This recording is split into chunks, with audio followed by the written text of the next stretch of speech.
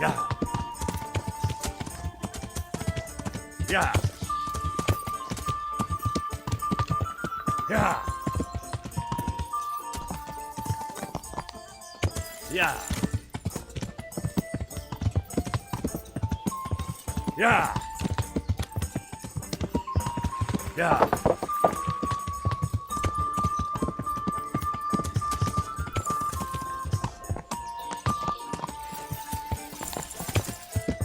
Ja. Ja.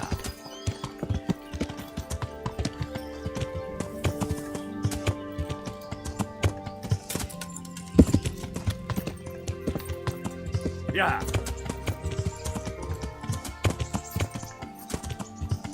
Ja. Ja.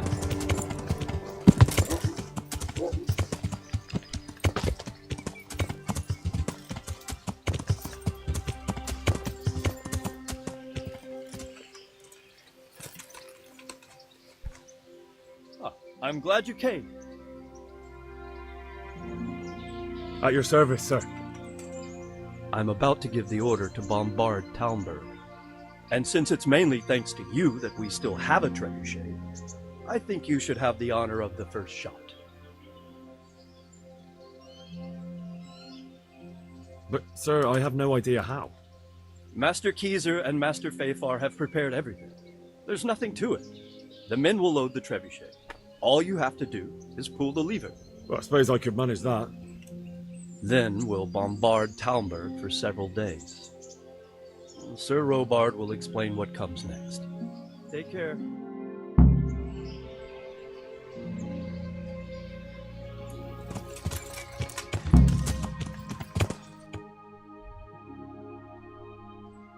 Ja.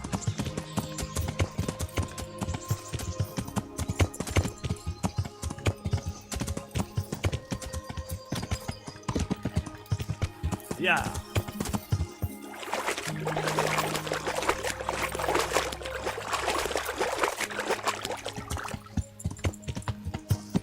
Ja.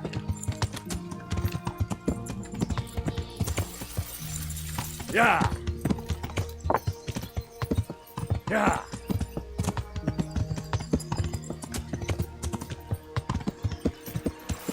Ja.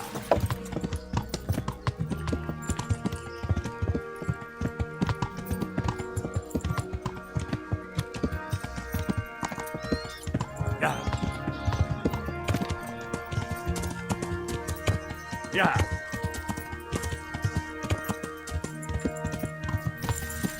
Load the trebuchet!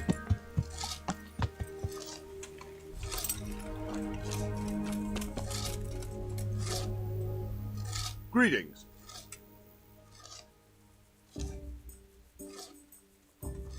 There was precious little in it, and we could have lost everything. That's how it goes in war. But God stood by us. And in the end, they're nothing but a bunch of filthy cutthroats. They're sneak thieves and assassins. But does that make them real soldiers? Well, they're apt to wait till a man nips off into the bushes to relieve himself, lifts up his chainmail tunic and stab him in the back. Personally, I'd rather face a proper soldier. Because you know just who you're up against. That's probably why Toth is giving us such a hard time. What do you think of Master Keyser? He definitely knows what he's doing. And all that wild talk of his, rockets and such like. I'd almost let him try it out, but on some other castle. Do you think there's any truth in it? I've never seen such weapons used, so I can't really judge. But if his ideas worked, they'd change the way we make war. He showed me some of the drawings he has with him. I don't know if he's a genius or a madman.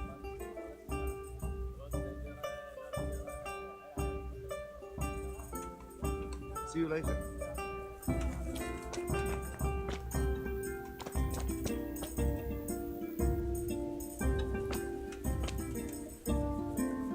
I hope I can be of help to you, Knight. How are things with you? It's a shit pile and no mistake. A good friend of mine was killed. Sorry to hear it. I only pray we kill every last one of them bastards. Then maybe I'll have some peace. Farewell.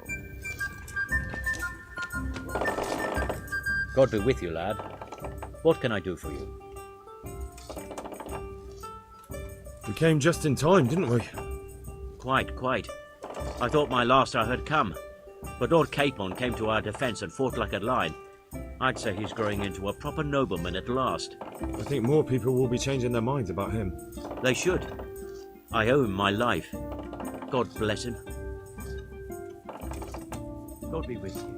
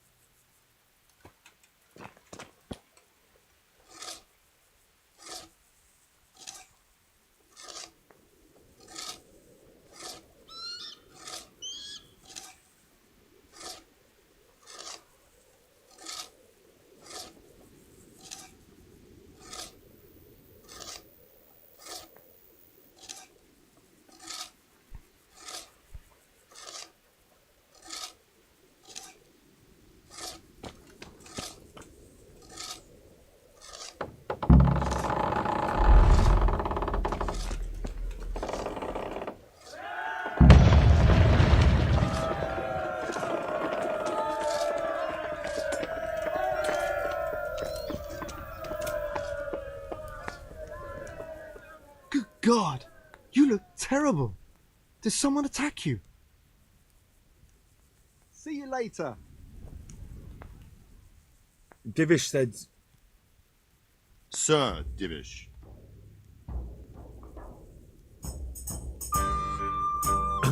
Sir Divish said you tell me what happens next.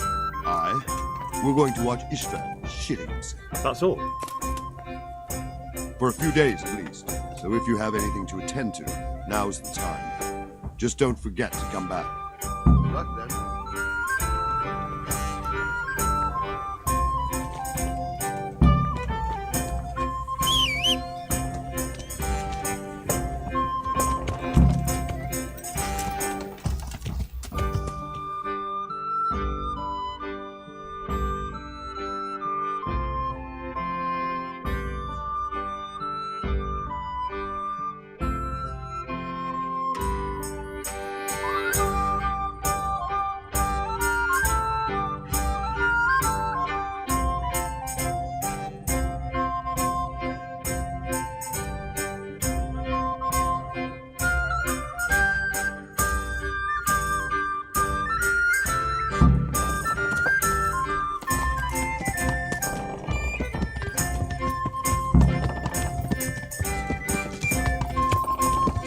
Yeah.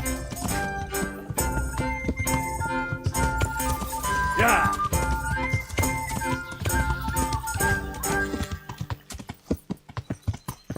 Yeah. Yeah.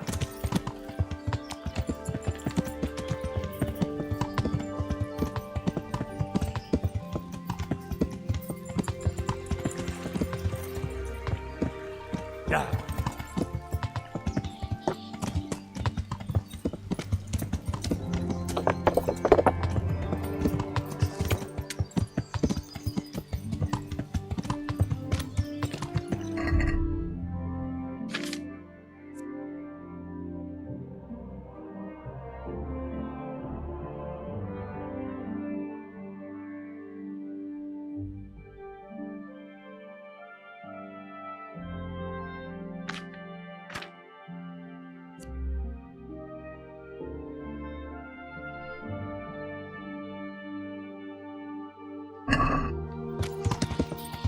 Yeah.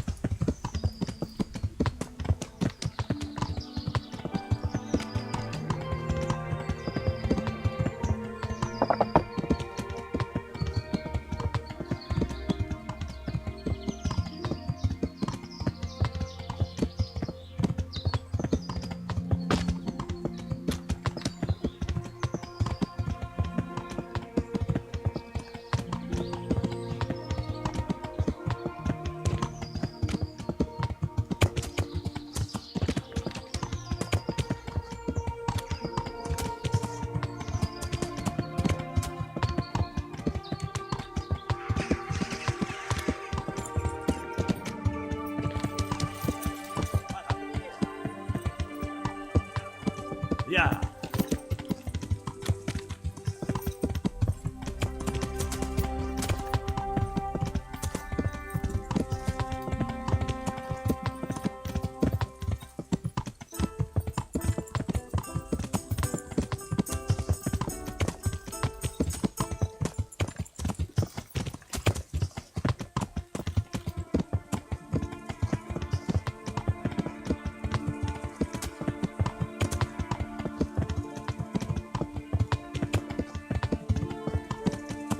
There's nothing to it.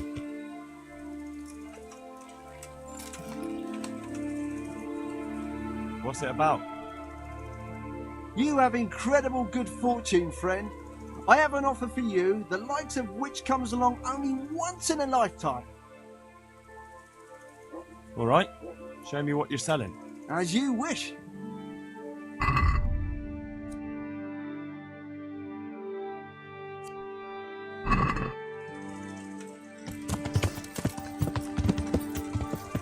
Yeah.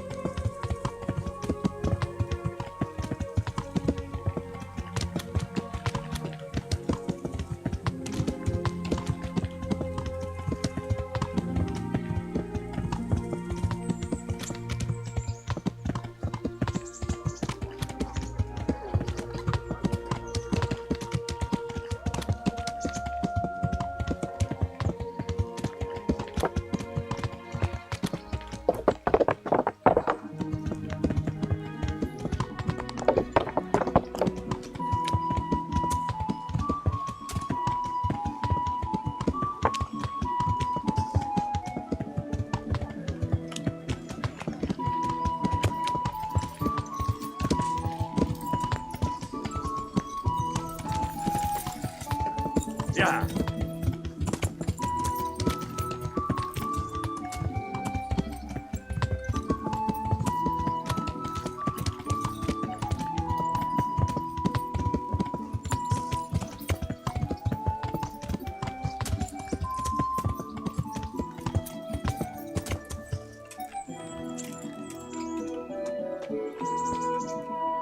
Greetings, Henry.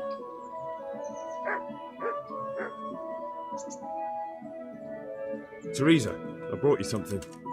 My, how chivalrous. That's lovely. Thank you so much.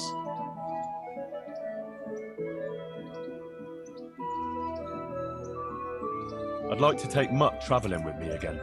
I see he came back on his own. Did you do something to him? No? You haven't been taking care of him. I have. It just got very dangerous, and I didn't want anything to happen to him. So I sent him back here, where he'd be safe. Ah.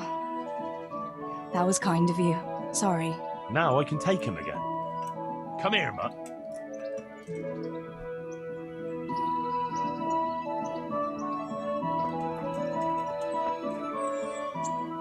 Good boy. That's my boy.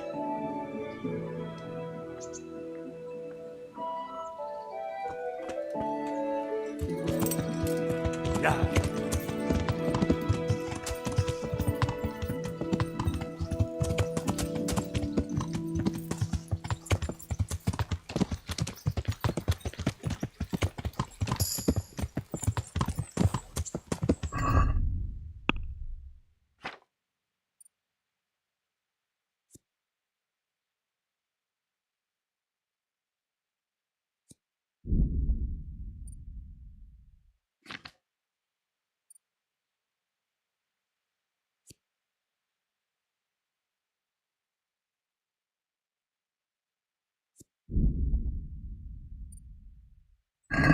Yeah.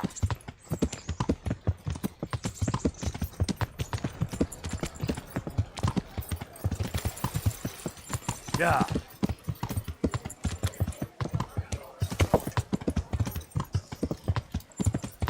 Yeah.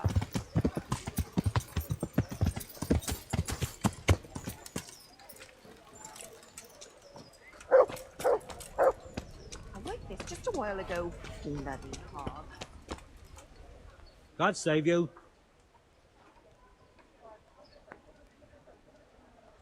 See you later.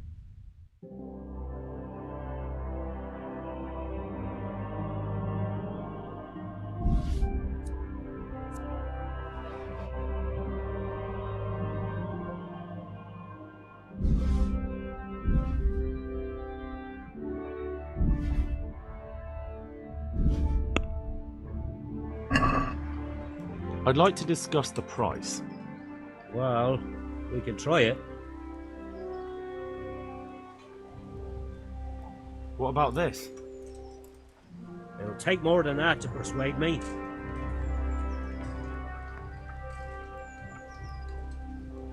I knew we'd come to an arrangement.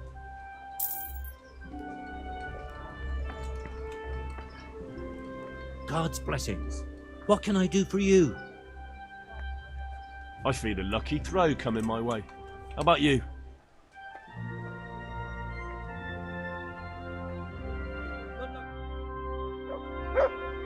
May the best man win.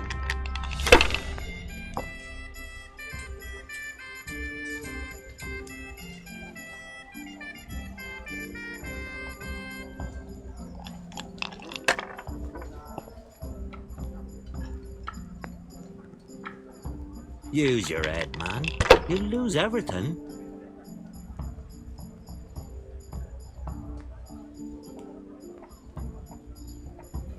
Fucked again.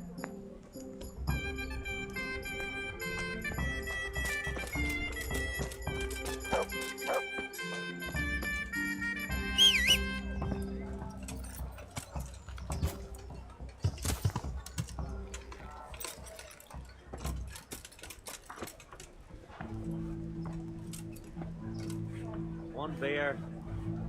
Coming right up.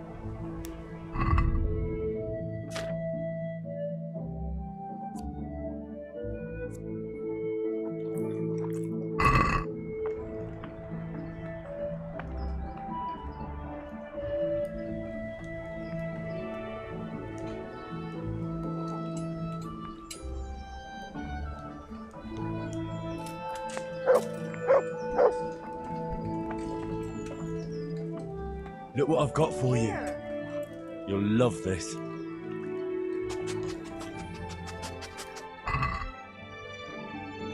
I'd like something to eat.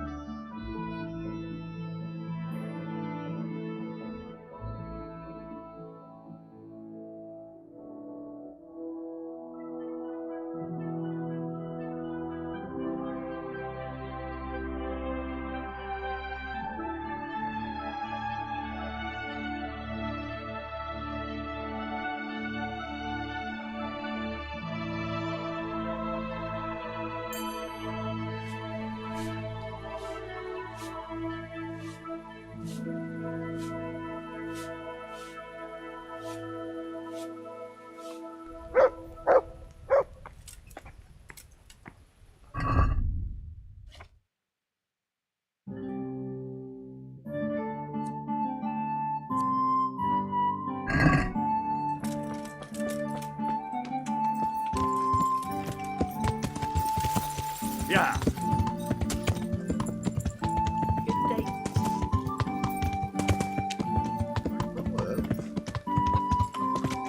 Yeah.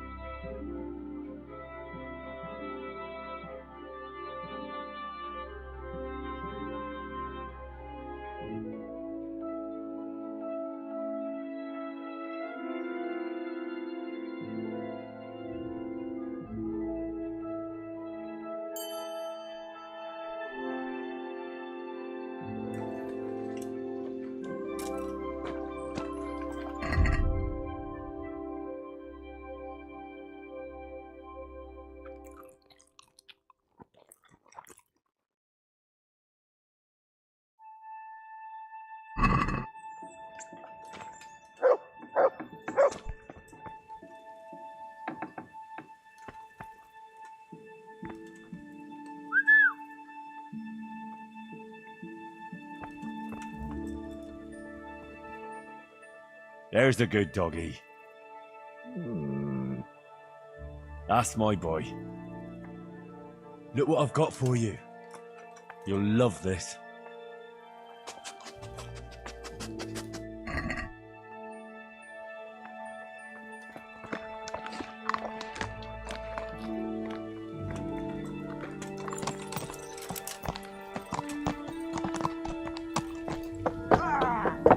Watch where you're going, you lout.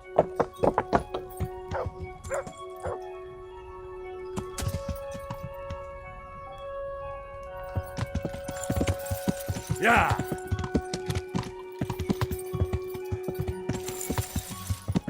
Yeah.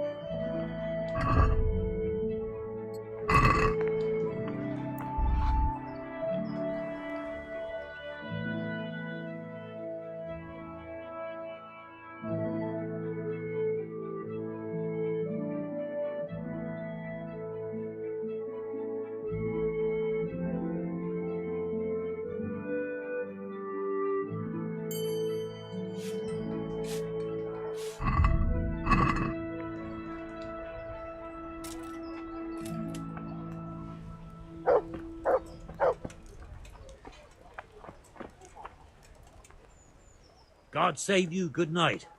What can I do for you? See you later.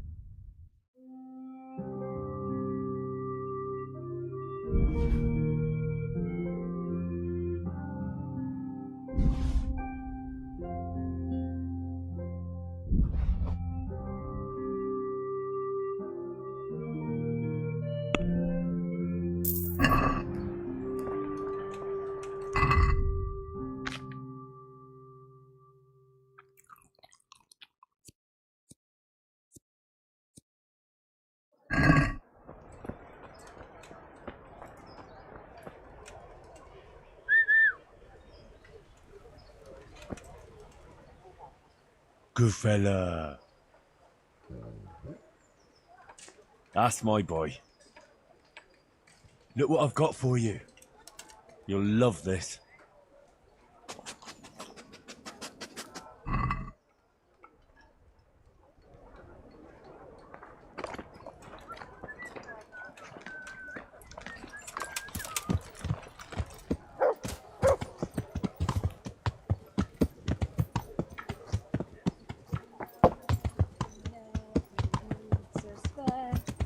Aby prosto.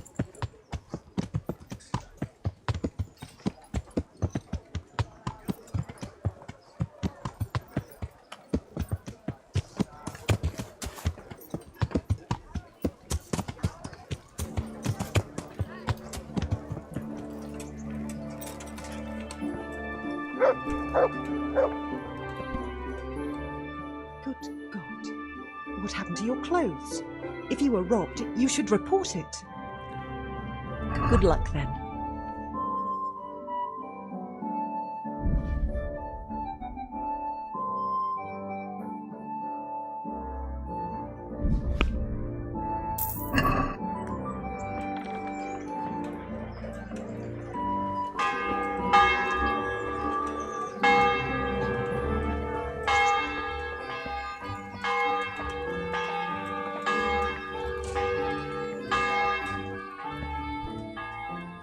Greetings.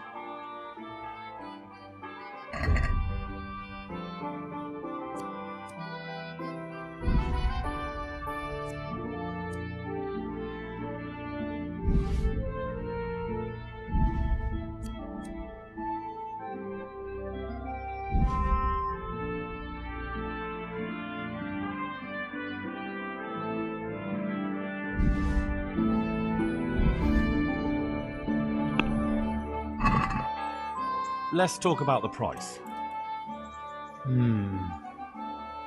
All right. So? What about this? That's a poor offer.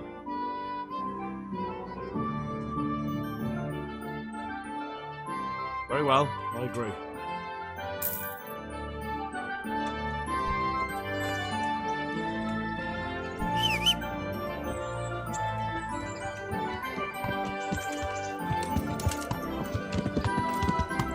Yeah.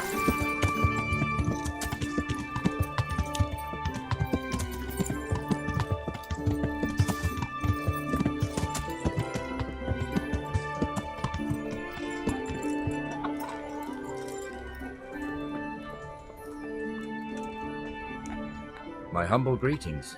How may I serve you?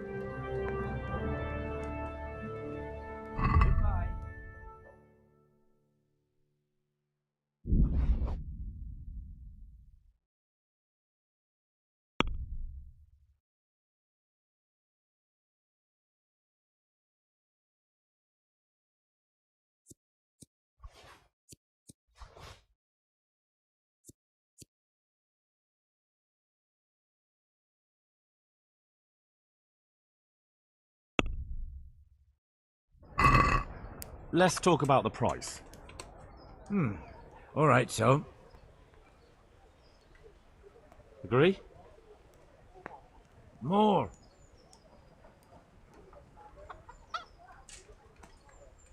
I'll go for that.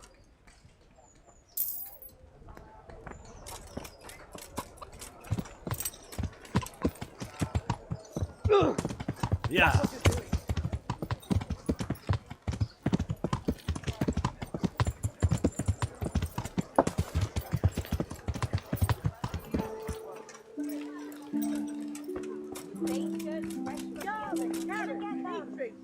God almighty! Has something happened to you? Did someone steal your fancy clothes?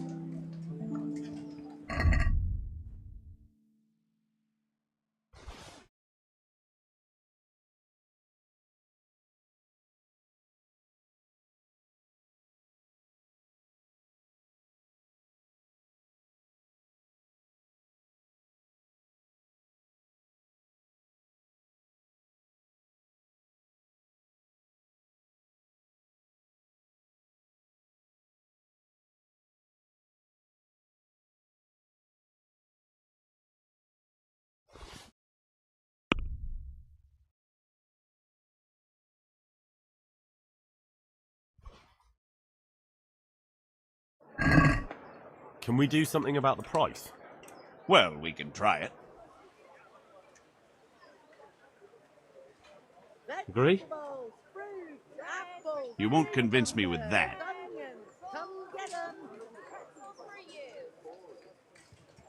Aye, that would do it.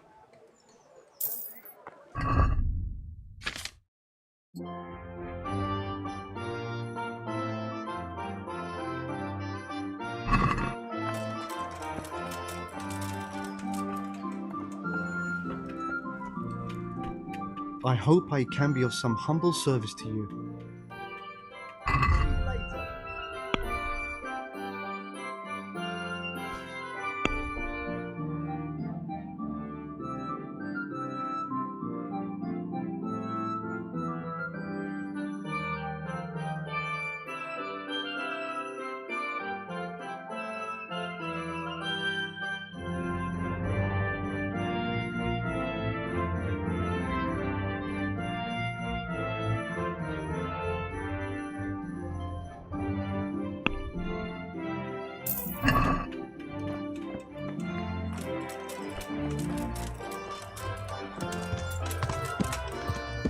Yeah!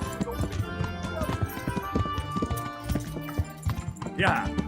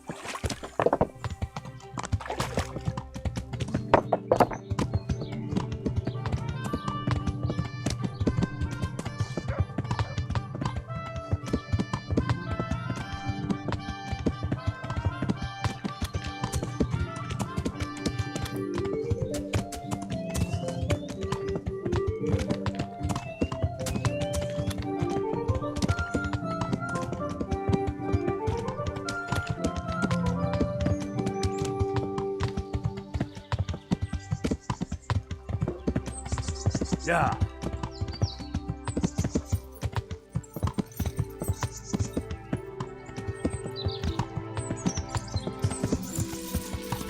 Yeah.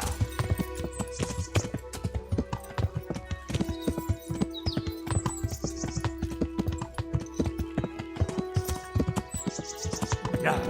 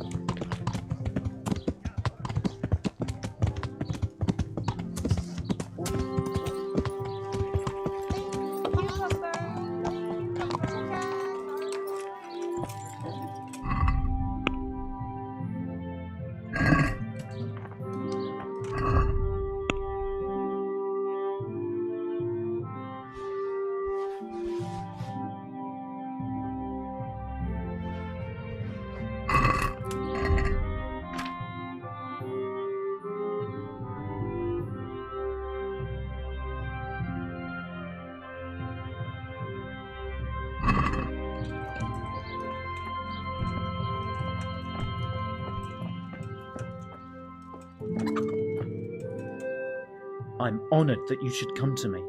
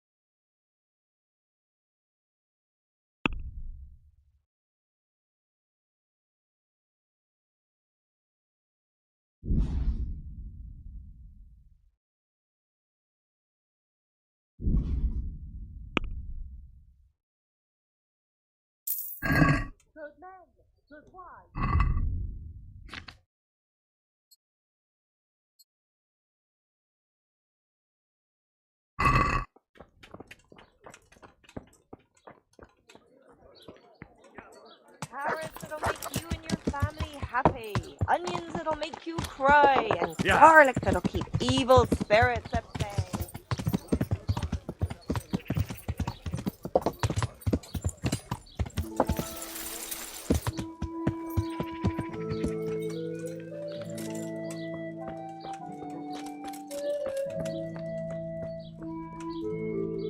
God preserve you. Good night. Can I do something for you? I'd like to order something here. Uh-huh. And what do you want? A bit of everything. Heal my wounds, have a proper bath.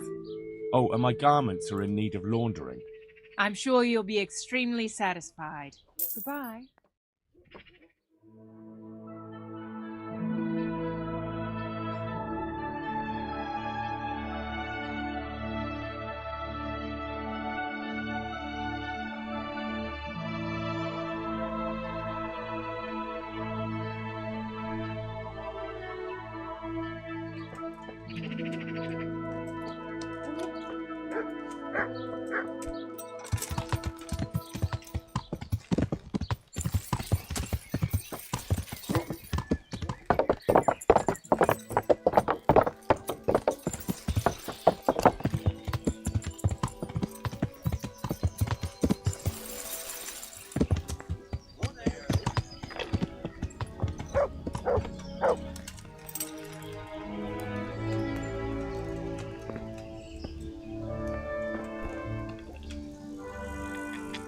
My respects to you.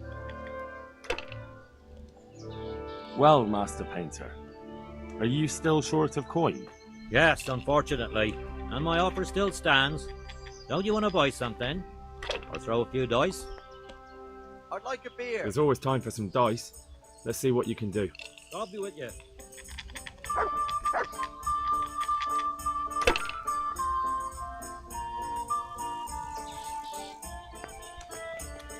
May the best man win.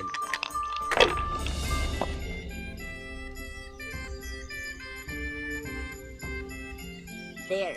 Satisfied?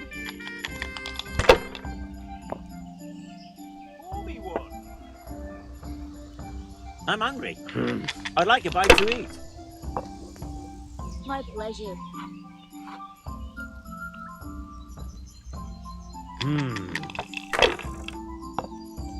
A meal to go with the ale, Cursed luck! My pleasure.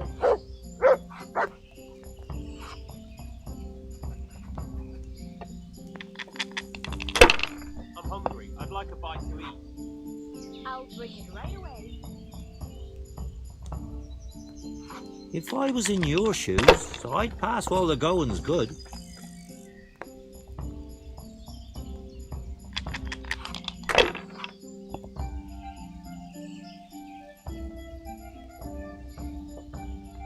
Your turn.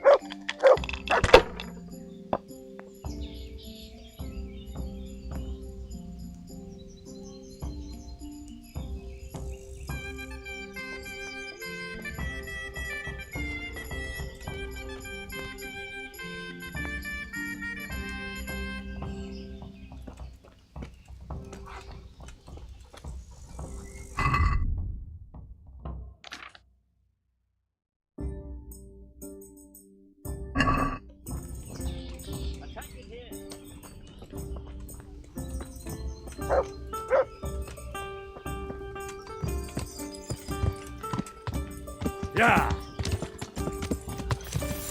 Yeah.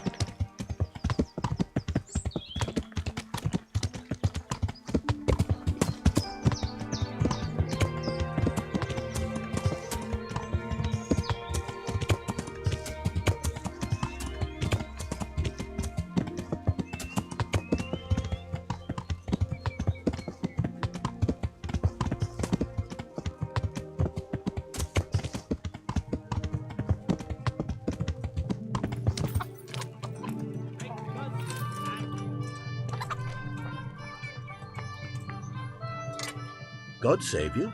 What can I do for you?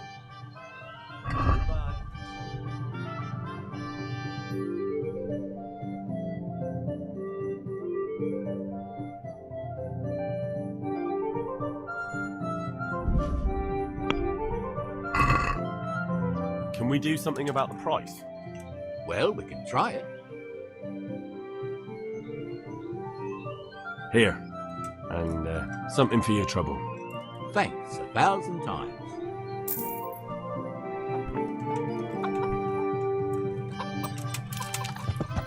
Yeah. Yeah.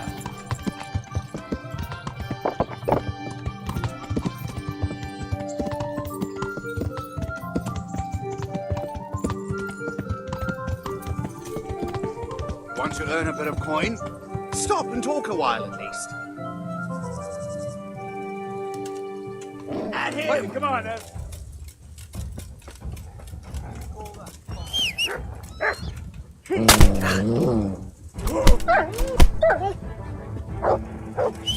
going to enjoy this.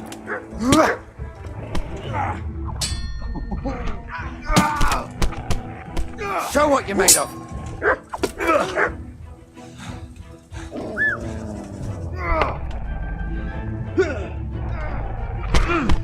What's the matter? Come on!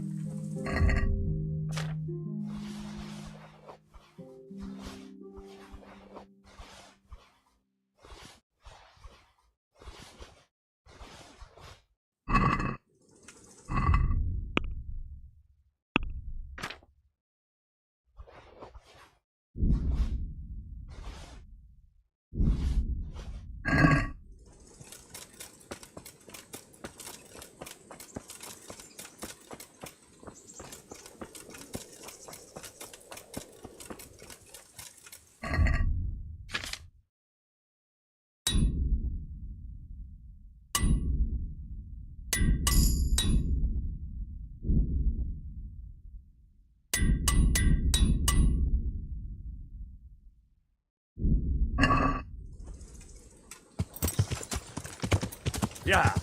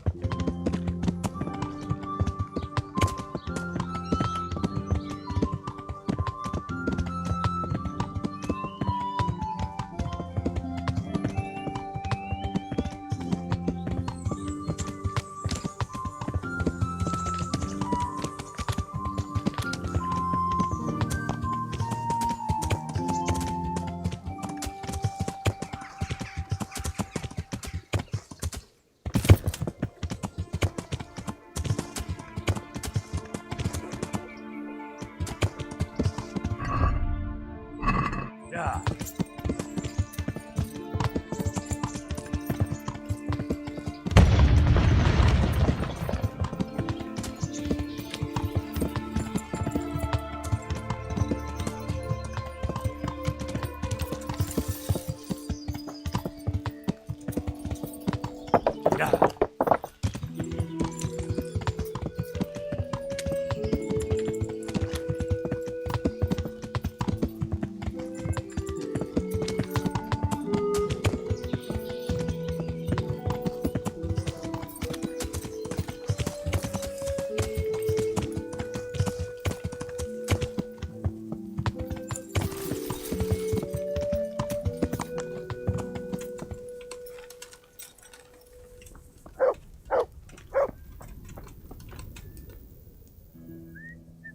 I'm here.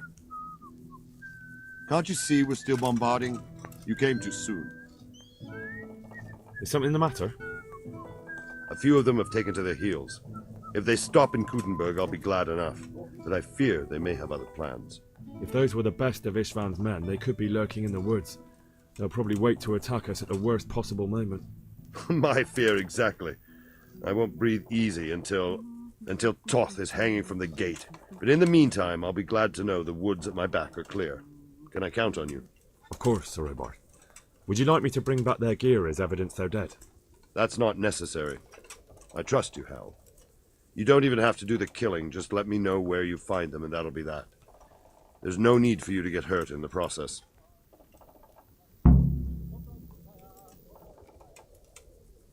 I'd like to improve my swordsmanship. Certainly. I want to achieve mastery. All right, but it'll cost you. Isn't that quite a lot? What about this? You won't convince me with that.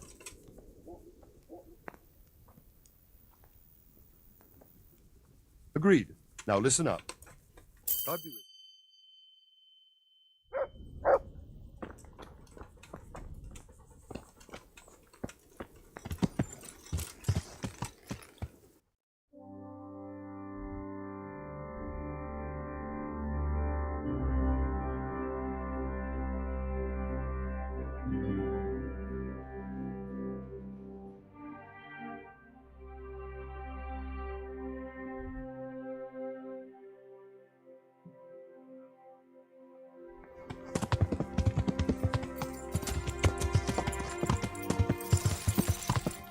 Yeah!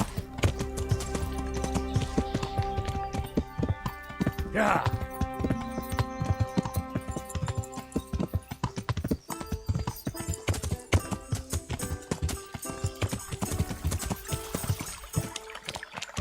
Yeah!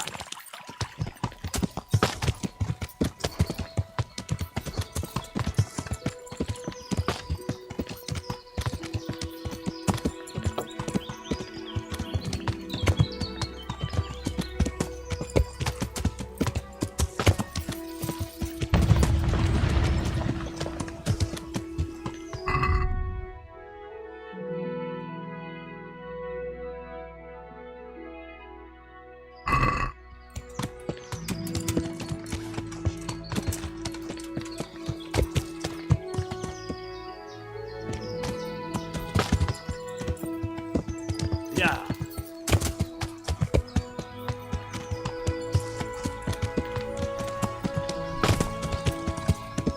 Yeah.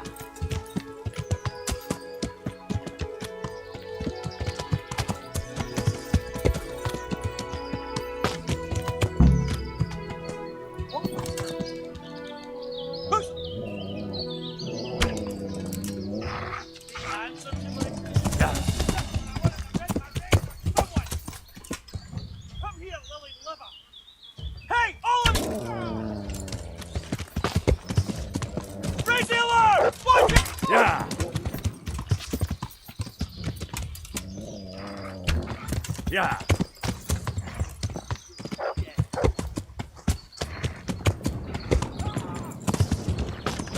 Yeah.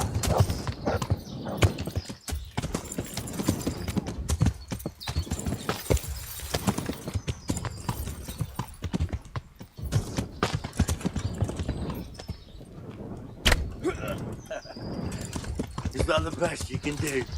What's the matter? Come on.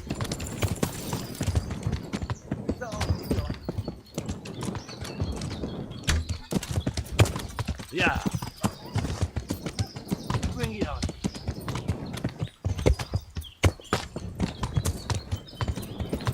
Hey, you. I'm gonna enjoy this.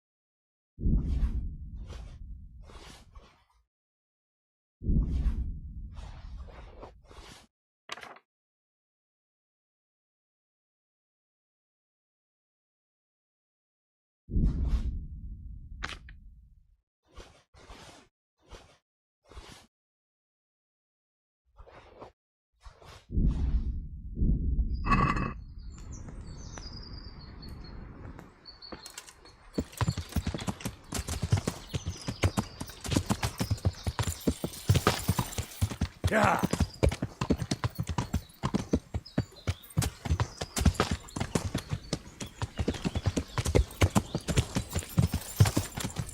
Yeah. Yeah.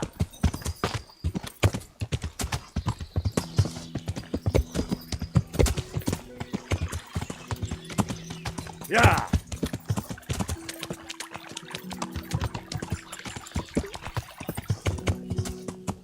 Yeah.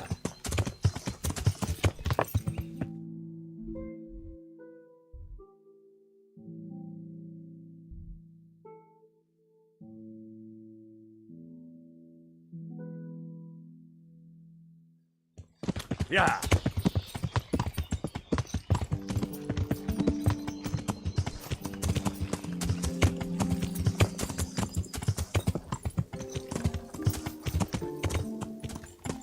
Yeah.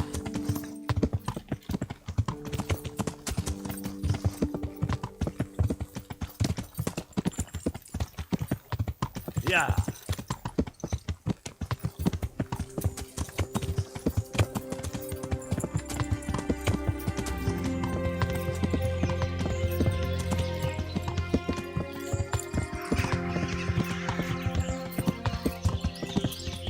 Yeah.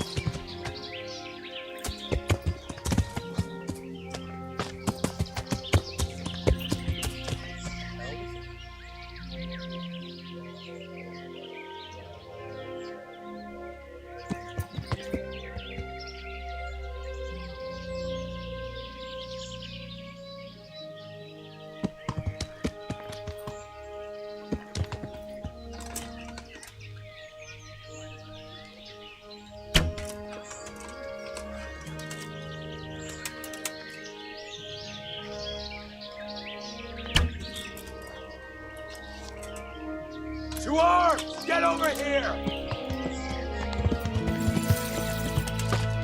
Over here! Where is everyone? Quick!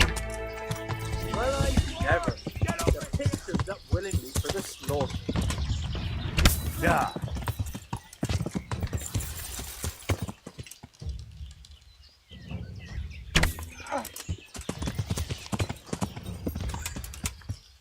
Yeah.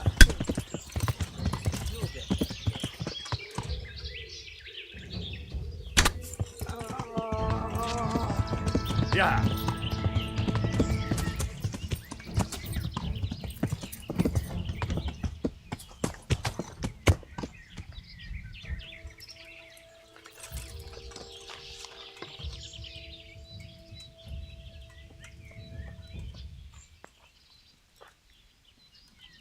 You're in the wrong place at the wrong time.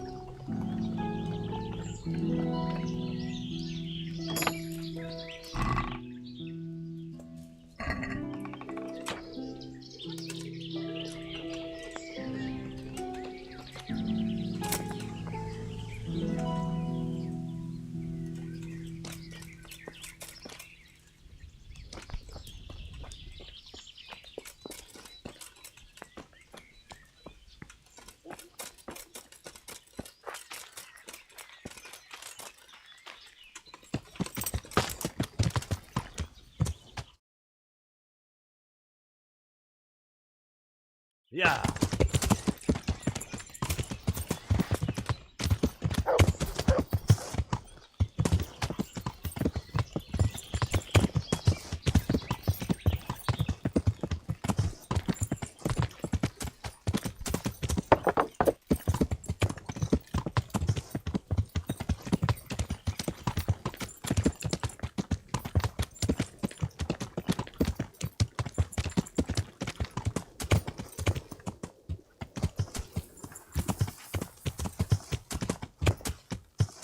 Yeah.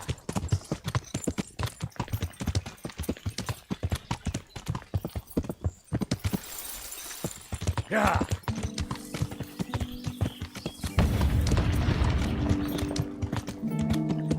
Yeah.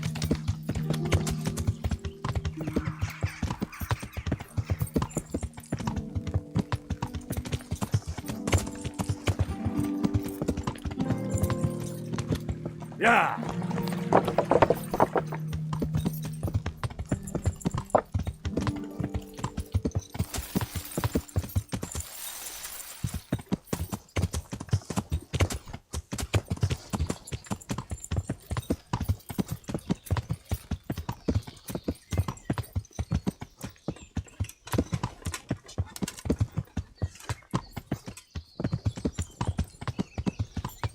Yeah. Yeah.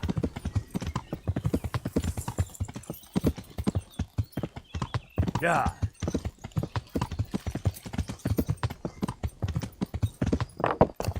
Yeah.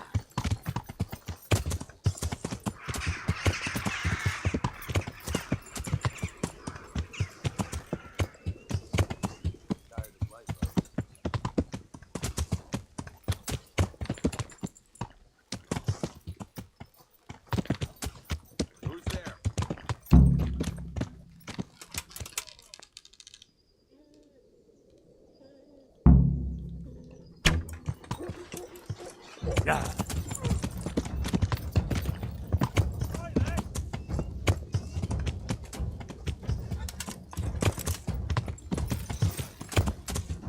Come here, lily liver!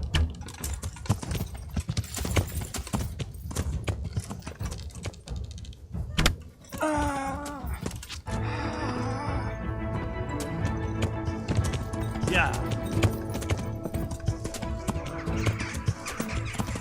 Yeah.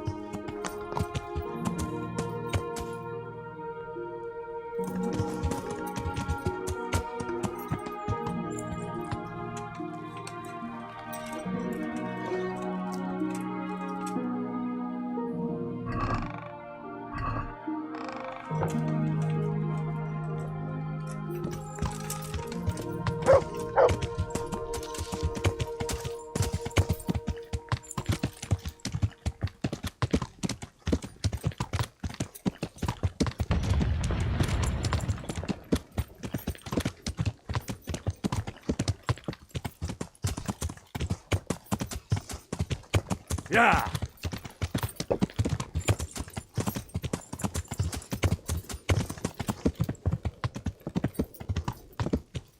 Yeah.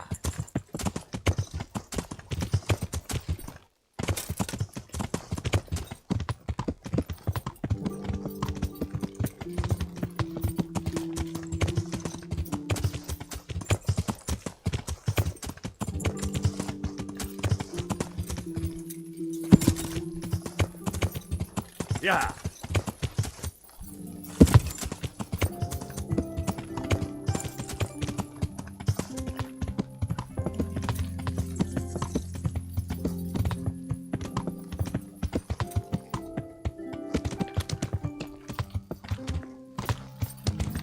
Yeah.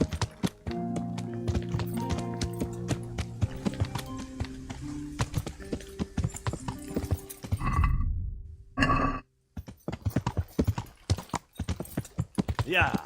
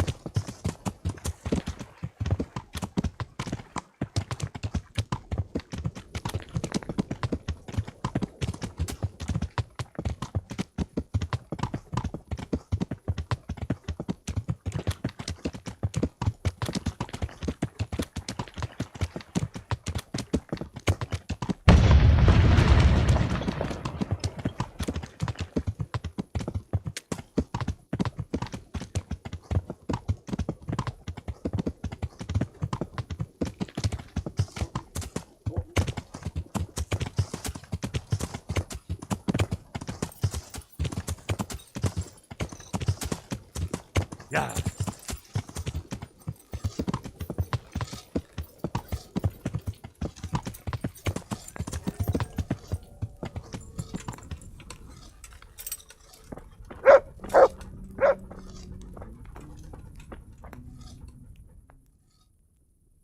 I found all of their campsites. The rest of the woods are clear. That's a relief. Now let's relieve ourselves of this accursed Toth. Goodbye.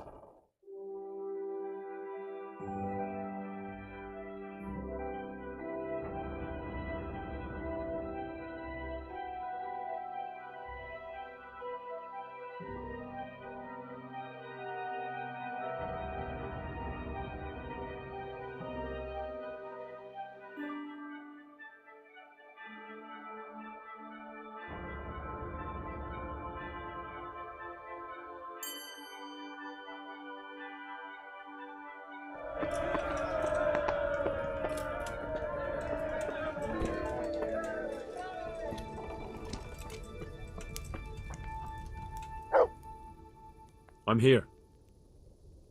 Can't you see we're still bombarding? You came too soon. Take care.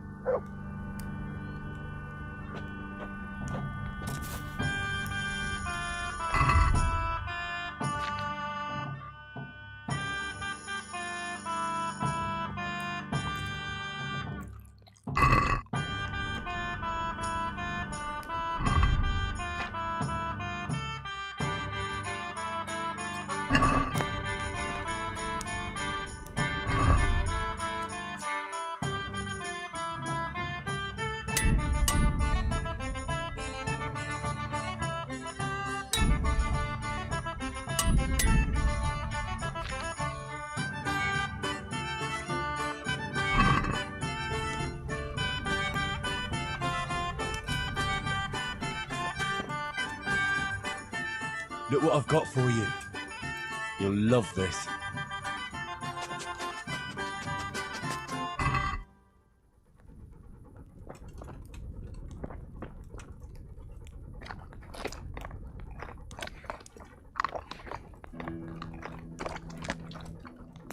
That's a good boy. That's my boy.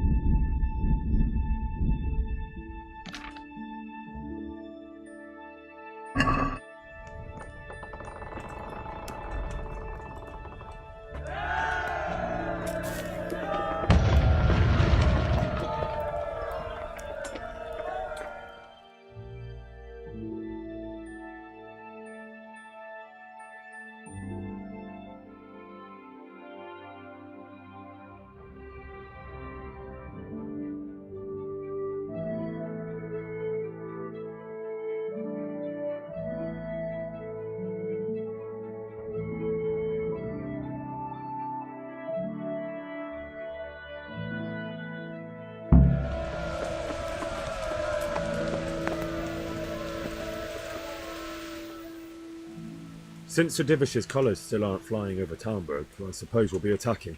Just so. That Ishtvan's a stubborn bastard. Alright, when do we start? There's no reason to wait. Are you really ready? If you need to rest or anything, we can still wait. You won't have another chance until we've won the day. Or until your final rest. I'm ready. Glad to hear it. We're going to attack on two fronts. The north gate and the west wall, which will scale with ladders. The attack will be split into different stages. Taking the outer walls, the inner bailey, and finally the core of the castle and the tower. How are we going to attack the gate? We'll try to do as much damage as we can with the trebuchet first. Keezer claims he can even hit it directly. Even if that's true, we'll have to charge through a downpour of enemy arrows all the way to the portcullis. Portcullis? Fortunately, it's wooden, so we'll be able to break it down. But dealing with the defense in the bailey won't be easy. And what's the plan for attacking the west wall? First, we have to get men to the wall with ladders, which is no easy matter under fire, so we'll need as many men covering them as possible. As soon as the ladders are in place, our foot soldiers will run up and try to scale the wall. Once a few of them get to the battlements, we should quickly gain the upper hand. How will we take the battlements? Either by scaling the west wall, or our men at the gate will help. If they can break through, that is. And the inner bailey? That will be tough. Even if we get through the gate and into the outer bailey, we're still a long way from victory. The castle is designed so we'll be like hens in a coop to anyone with a bow on the inner battlements. We'll have to either fight our way through, or somehow get around them. What about the living quarters? There, I'm worried most about the hostages. Once we're inside, Istvan will know defeat is inevitable, but we'll still have to fight for each and every room. I think I've heard everything I need to know. Do you want to join the attack on the walls or on the gate? Remember, many of the Skalice men will follow you. It could make a big difference. I'll help with the attack on the walls. I'm proud of you, Henry. You've changed from an insolent pup into a tough, reliable fighter. And as God is my witness, we will kick those whore sons' arses. A village lad and an old soldier. This man must be shaking in his boots. If he's not shaking, then he doesn't know what he's got coming. Just one last thing, though. No matter how good the plan is, something always gets fucked up. Keep your eyes open and take advantage of every chance. Help your comrades, and don't go rushing in where you're outnumbered. We have to take the castle gradually, one position after another. I'll remember that. Good luck to you, stripling. Good luck to you, old soldier. Goodbye.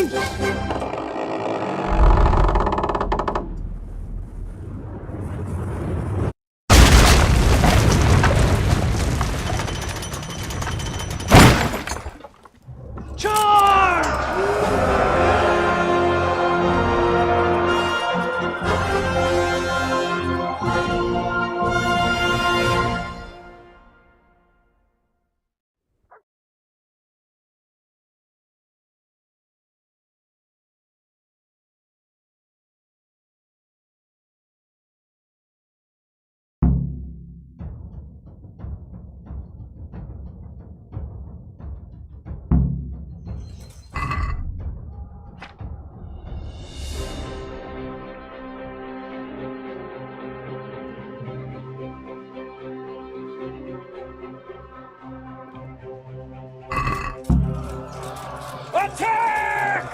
At them!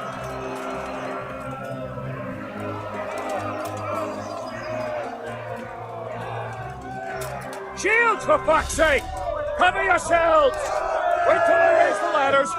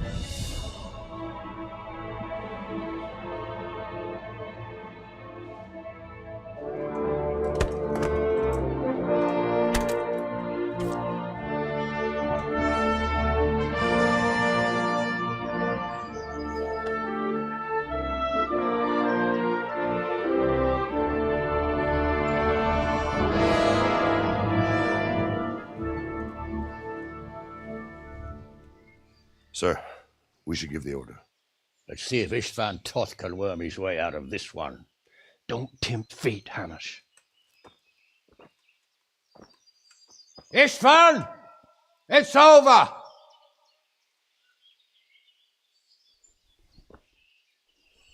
You want us to come and get you? I wouldn't advise that. Your friend Divish wants to see his wife alive again. And Sir Radzig? Are both hostages unharmed? For now, Hanush, unless circumstances change. Well, I'm glad to hear it. My guest is also safe and sound, but he's also quite keen to go home. I imagine you feel the same way. It's been a long time since you warmed yourself at your own hearth. I'm in no hurry. I've plenty of supplies here, grand view and excellent company. What more could I want? Your freedom! Freedom? Freedom to get an arrow in the back? Sir, you're all noblemen here, all bound by honor. I give you my word as a knight and lord, and that of my companions. If you release Lady Stephanie and Sir Radzig, you may leave the castle with your men and go on your way unharmed.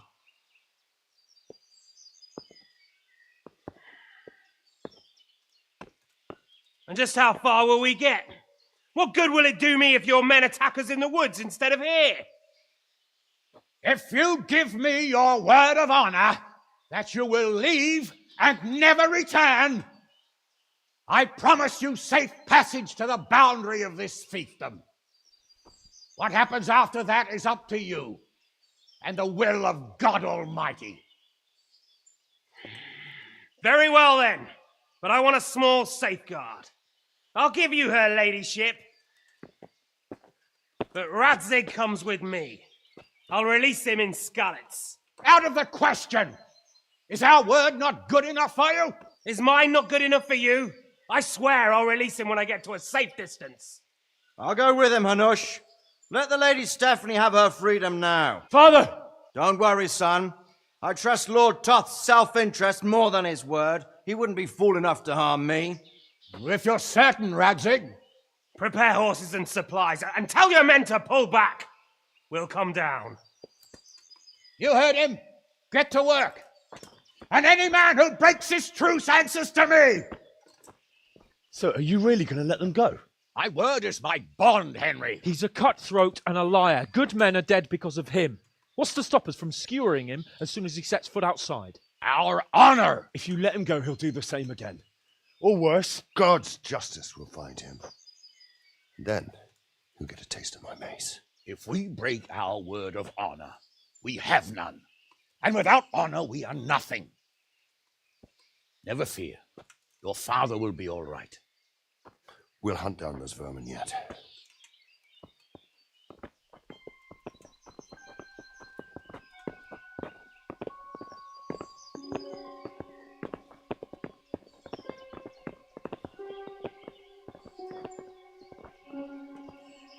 Bring the horses.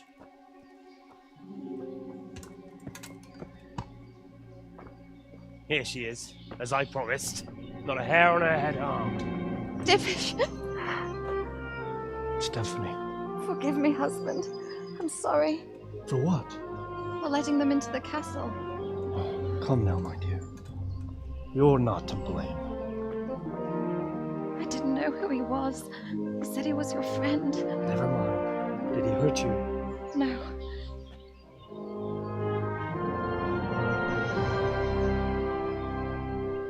I hope your word can be trusted. Certainly more than yours. If everything goes as agreed, I'll set Radzig free in Skalice. If anyone tries to follow us, I'll kill him. We won't. My apologies for keeping you from your father, but you'll see each other soon enough. Oh, I almost forgot. Your sword. I expect you'll want it back after all the trouble you went to.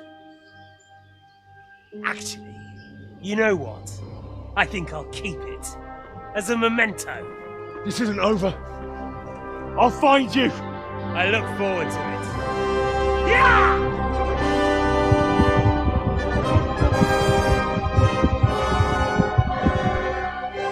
Quick! To the battlements! We have to see which way they go! Oh, they really are heading for Skalice. Mount up, Henry. You've heard what he'll do if we follow them. We're not going to follow them. We just have to collect your father. Or do you want him to walk back here when they release him?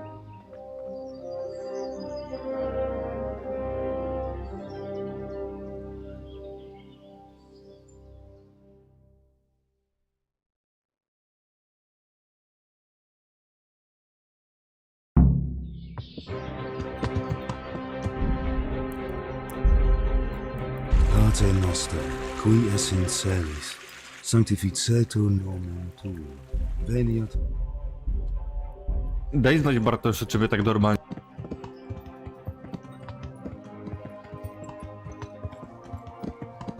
mnie nie słyszeć.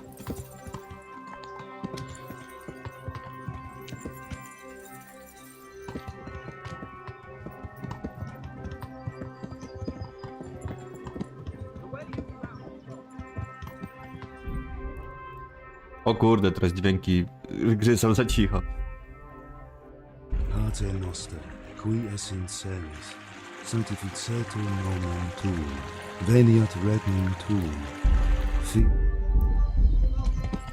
Yeah. Hats off to you, Hal. You wouldn't catch me doing that. Truth is, I didn't think much about it. I just felt I had to do it.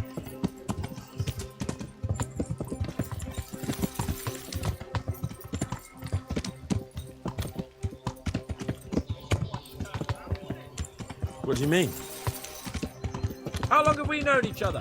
A few weeks? Something like that. Before that, I was chasing wenches around Rattay and you were digging turnips. And now look at us. A pair of veterans.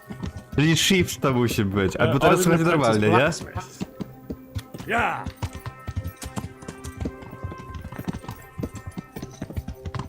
Yeah. What do you think? He's a noble, right? Yes. So am I. So Radzik will be there.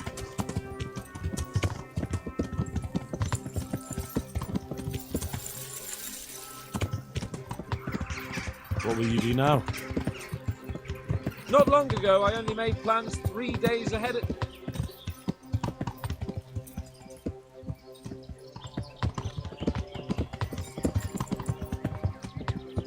What should I say to him? Don't worry. It'll come to you. You'll see. Well, I just hope he'll be there. Alive. Ta, a wiesz co ci napisałem? Napisałem ci dosłownie ta.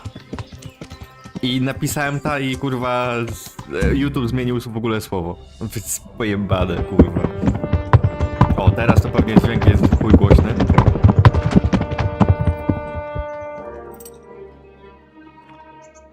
There's no sign of them. Move on.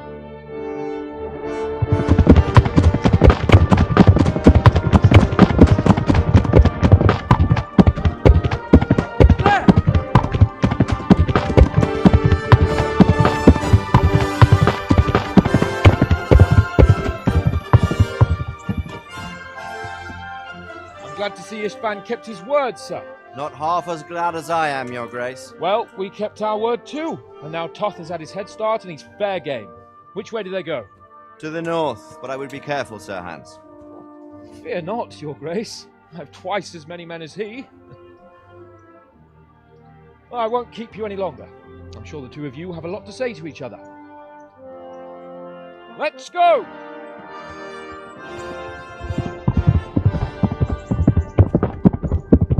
Alright, Father? I am. They treated me quite decently. Although they did steal my horse, so I'll have to go back on foot.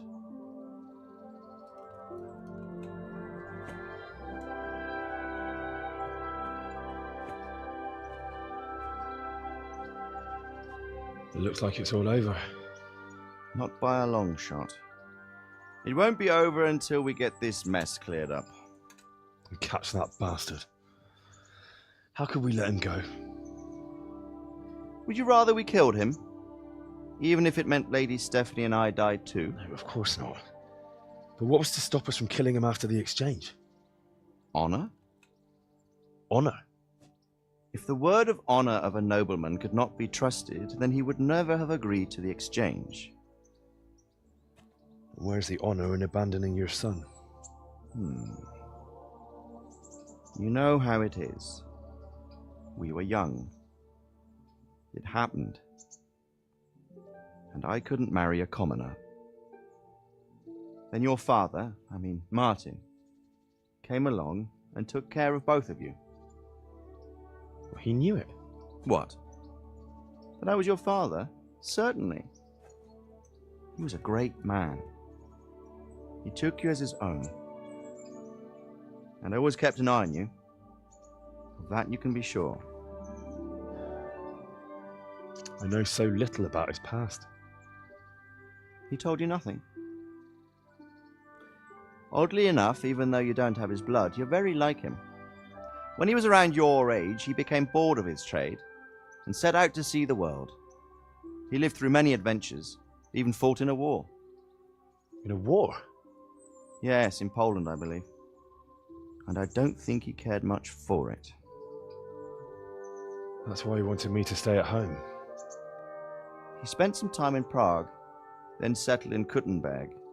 But it seems he quarreled with someone there and finally ended up here. You know the rest. I loved him, but even so, I somehow always had a feeling I didn't quite fit in. It was in your blood, I suppose.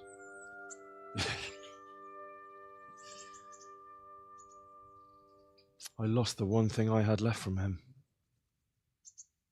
Your sword. Ah, the sword. It's not my sword. It's yours. For a moment there, it was so near, yet so far. Oh, well, it can't be helped. It was almost within my grasp, but just then I had something else on my mind. Well, I think we may yet have a chance to get it back. This business with Toth is not yet over, unfortunately. That's a chance I'd welcome. Not just to get the sword, but that bastard Istvan too. And then I'll find that German whoreson who torched Skalice, and I'll slay him with it. I'll never forget his face. Or his name. Mark Vart von Aulitz. Those are noble intentions, son. But don't forget there are other things in this world that are worth living for. Like what? Look around you. Blue skies overhead, green grass underfoot, beautiful girls. Good wine, a few good friends, and a fine steed under your backside. Those are things worth living for.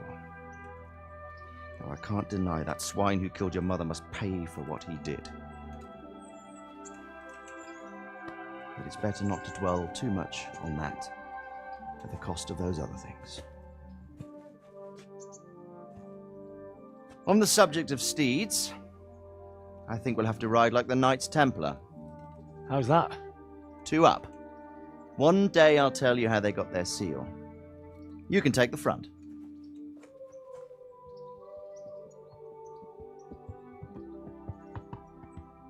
It's like I always imagined it would be, teaching my boy to ride. Although it would be better if you were a little smaller. My word, it's all go today, isn't it? I wonder who this is. I think I know. It's Margrave Jobst.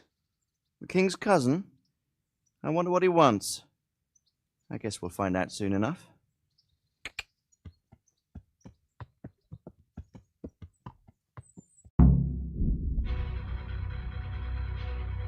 A teraz pytanie, czy muzyczka jest głośniejsza, czy ja? Słyszycie, czy tak normalnie słychać? No, czyli właśnie shifta tylko trzymałem, jak jechałem na koniu, bo koń podąża jakby automatycznie drogą.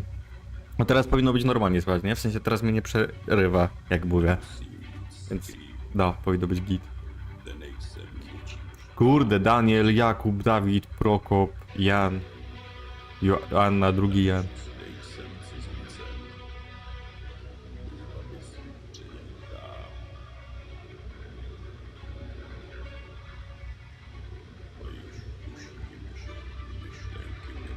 Ja ci wczoraj i przedwczoraj też odpowiadałem głosowo, tylko nie wiem ile później. Nie wiem w sensie o której godzinie ty pisałeś, o której ja ci odpowiadałem. Bo słuchałem sobie podcastu i wiesz, i tak... I co jakiś czas zerkałem na czat i nic nie było, nie? No to widzisz, czyli od shifta przerywa. Jak trzymam shifta i nacisnę 8, no bo pod 8 ma mówienie, no to wtedy przerywa.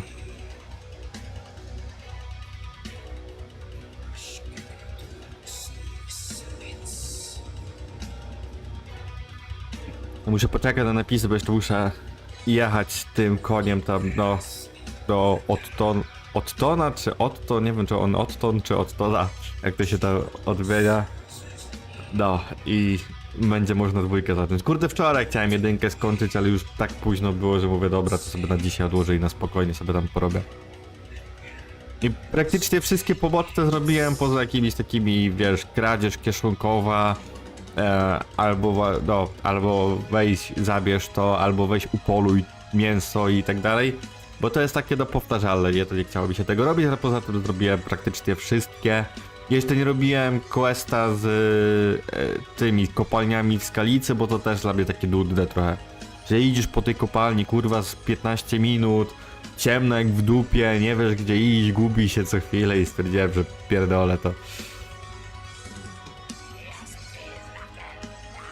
O, w ogóle ten Tom McKay, co twarz Henry, no w sensie twarz Henry'ego to właśnie on. Widziałem, że on w ogóle grał w Kingdom Come 2. I ten Jan Ptaszek też grał, nie? W sensie ten aktor też grał. I fajnie jak oni mu mówili, żeby bo w 2 wiem, że można mieć romans jakby Henryk właśnie z Janem. I temu aktorowi, co grał Jana, mówili, żeby miał romans sam ze sobą, nie? I ten się tak zaczął śmiać i mówi, o, to by dopiero było ego. Ego by mi odwaliło, jakby miał romans z samym sobą, nie? Od razu mówi, nie, no coś ty, nie.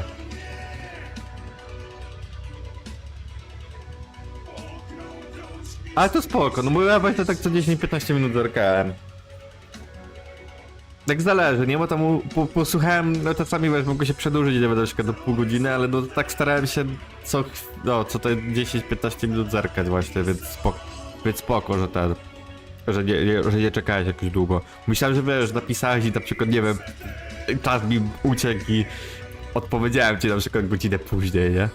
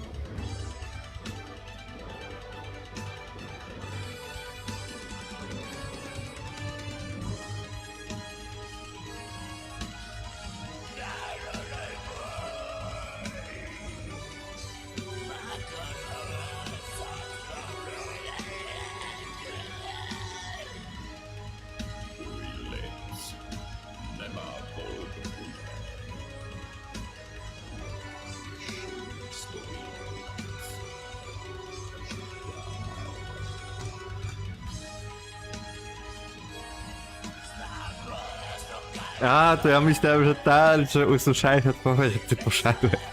No, to widzisz, to musiałem w sensie dłużej tam podcast słuchać. No mówię, jako starałem się tak zerkać co jakiś czas. No, jak właśnie tam podcast słuchałem, bo jak no widzę teraz czat od początku, no to nie włączam podcastu, nie? A podcast włączam jak na przykład, wiesz, jadę sobie, na przykład tutaj w Kingdom Come, że jadę sobie gdzieś, no i wiem, że jakby nic się tam nie będzie działo, nie? Bo jak mam questy czy coś, no to oczywiście wiadomo, że wyłączam, żeby się skupić na tym. A tak jak wiem, że robię coś takiego, wiesz, powtarzalnego i tak dalej, no to podcast sobie odpalam, nie? Na przykład jak alchemię robiłem, czy coś takiego, do eliksiry, no, to wtedy właśnie odpalam sobie, no bo to jest takie, wiesz, powtarzalna czynność, nie?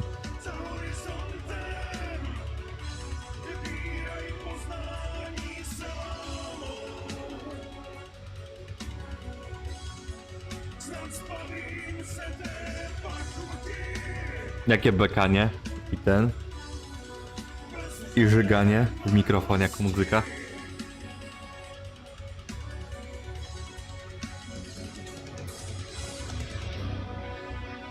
Tak, właśnie dwójkę będę odpalał. Nie, dwójki nie przeszedłem, więc będzie ciekawe, bo odpalam hardcore też.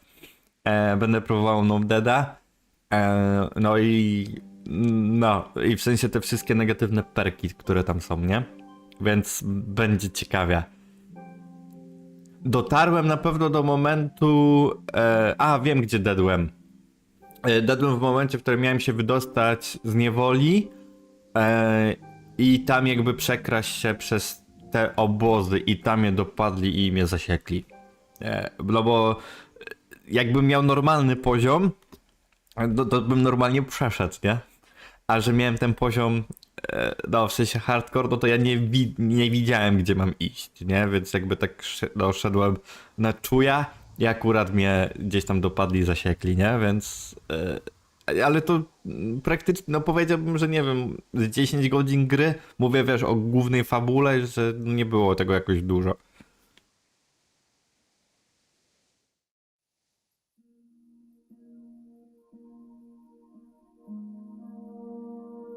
Jeszcze chyba z jakieś pół godziny tej gry zostało, w sensie jedynki. Bo muszę jeszcze, teraz będzie z Marcinem gadał. Fajnie tu, bo tu nie będzie napisów i on będzie tylko po angielsku gadał. Zresztą nie wiem czemu tych napisów tak nie dorobili. No i później jeszcze muszę z ptaszkiem jechać właśnie końmi, nie? Jeszcze ta rozmowa właśnie z tymi ziomami, co jechali.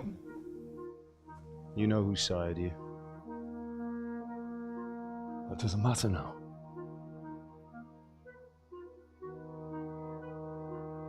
I miss you, Emma. I miss you very much. You'll be fine. We're proud of you. For what? I let you down. I lost the sword. I let that bastard get away. Don't be so hard on yourself. There was nothing you could have done to save us. And someone has to live and carry the torch. As for the sword, it's just a thing. You didn't want me fighting. Now look at me. Standing up to evil isn't the same as sowing its seeds. You did what was right.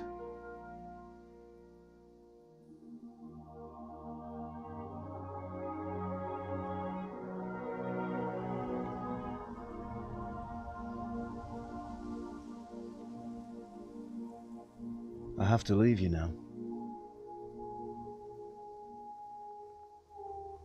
Oh, please. You know I can't stay.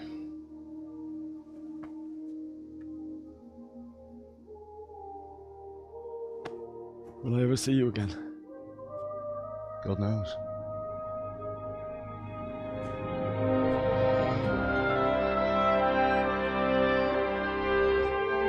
Make her proud.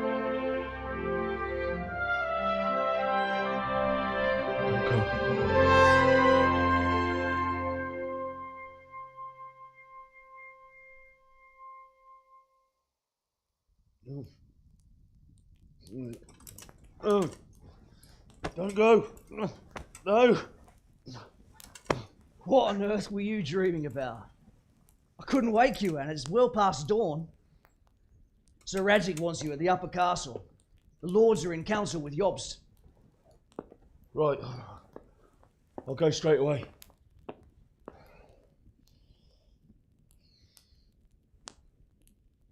What is it? It's just...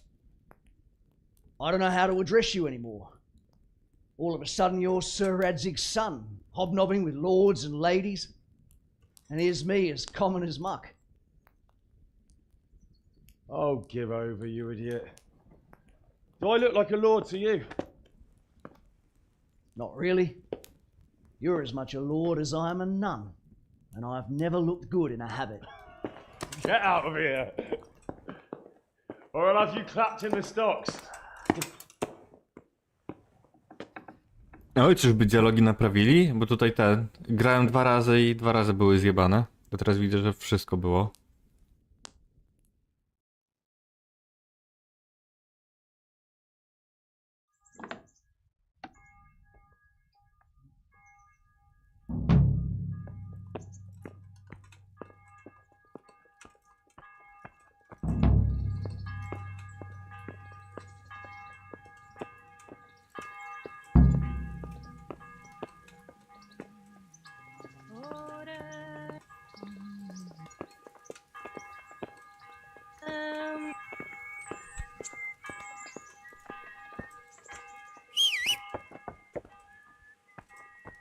Stop for a bit.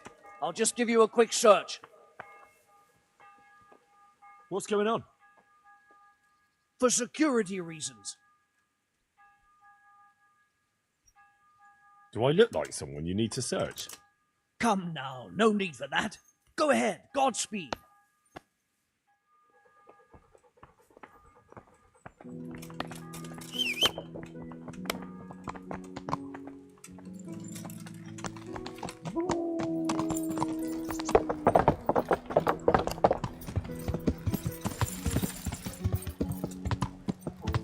Yeah.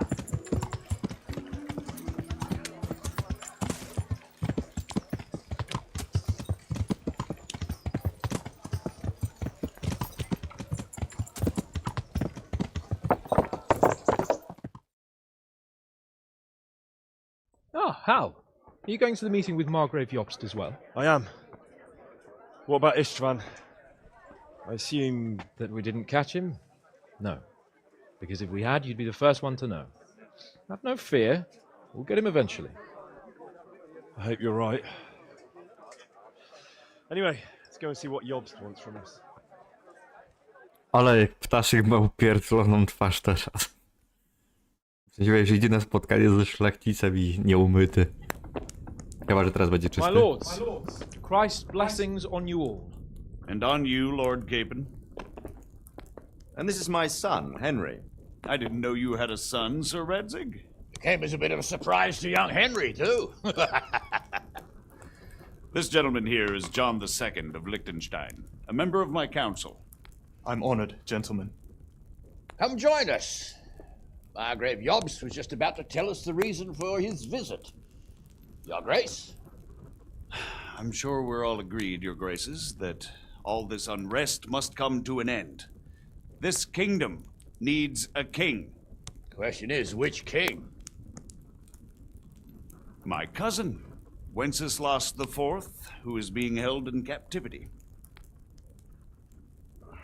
I have to confess, my lord, that your answer surprises me a little. If I'm correctly informed, until recently you sided with your other cousin, Sigismund. That I cannot deny, and I have always stated my position plainly. But times have changed. How have they changed, Your Grace? Sir, there is one thing on which we undoubtedly concur, that King Wenceslas, unfortunately, did not inherit his father's gift for governing. Sadly, his failures have cost Bohemia, the nobles, and our whole Luxembourg family a great deal of money and effort. How did the king let it go so far, damn it? It's in his temperament. He cares only for wine, women, and the hunt. A king, in fact, who never wanted to be king. Then why didn't he just let his brother have the crown? Young sir, the crown weighs heavy when there are duties to be performed, but to surrender it means giving up great privileges too.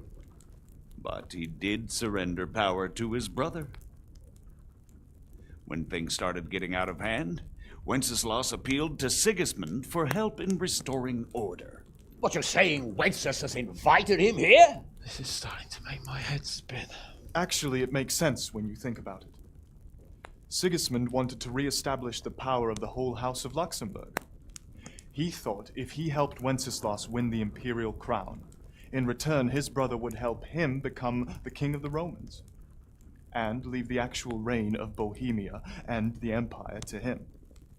Sigismund would govern, while Wenceslas could carry on doing what he was best at, enjoying the life of the imperial court.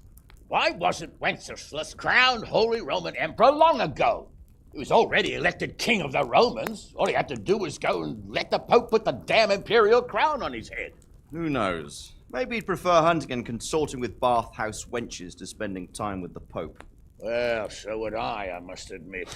Sigismund's plan seemed sound enough, but it didn't quite work out, did it? It worked for a while. He and his brother reached an agreement. Sigismund took over administration of the kingdom and began planning Wenceslas's journey to Rome for the imperial coronation. But then Wenceslas realized he would just be a puppet with a crown. I must say, Margrave Jobst, Wenceslas and Prokop behave rather like naughty children in need of a good clout about the ears. Sigismund would agree. He was already planning his rule of Bohemia, and all of a sudden, the rug was pulled from under him. I'd say he lost his patience and decided he'd drag Wenceslas to the coronation kicking and screaming if he had to. Just like a naughty child, as you say. So he abducted him and your brother Prokop too, if I heard correctly. Correct. And you helped him do it, if I heard correctly. Yes, your graces, it's true. I was there when Sigismund abducted Prokop. I thought everything could somehow be settled, that we could make my brother see sense. But Sigismund just wanted to put an end to the dispute once and for all, whatever the cost. There was nothing I could do to stop him. And that's one of the reasons why I'm here.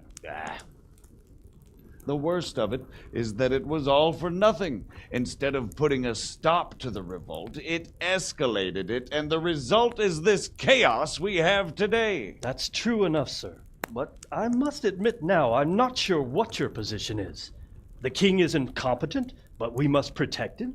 The simple truth, gentlemen, is that for all of Wenceslas's faults, we have no one else. So we'll have to make do with his idleness. People like him, though. But what can we do now? Sigismund has the League of Lords behind him. Otto von Bergholf, Henryk von Rosenberg. The situation has gotten completely out of control. Now even the nobles of the League of Lords are realizing that Sigismund wasn't the right choice.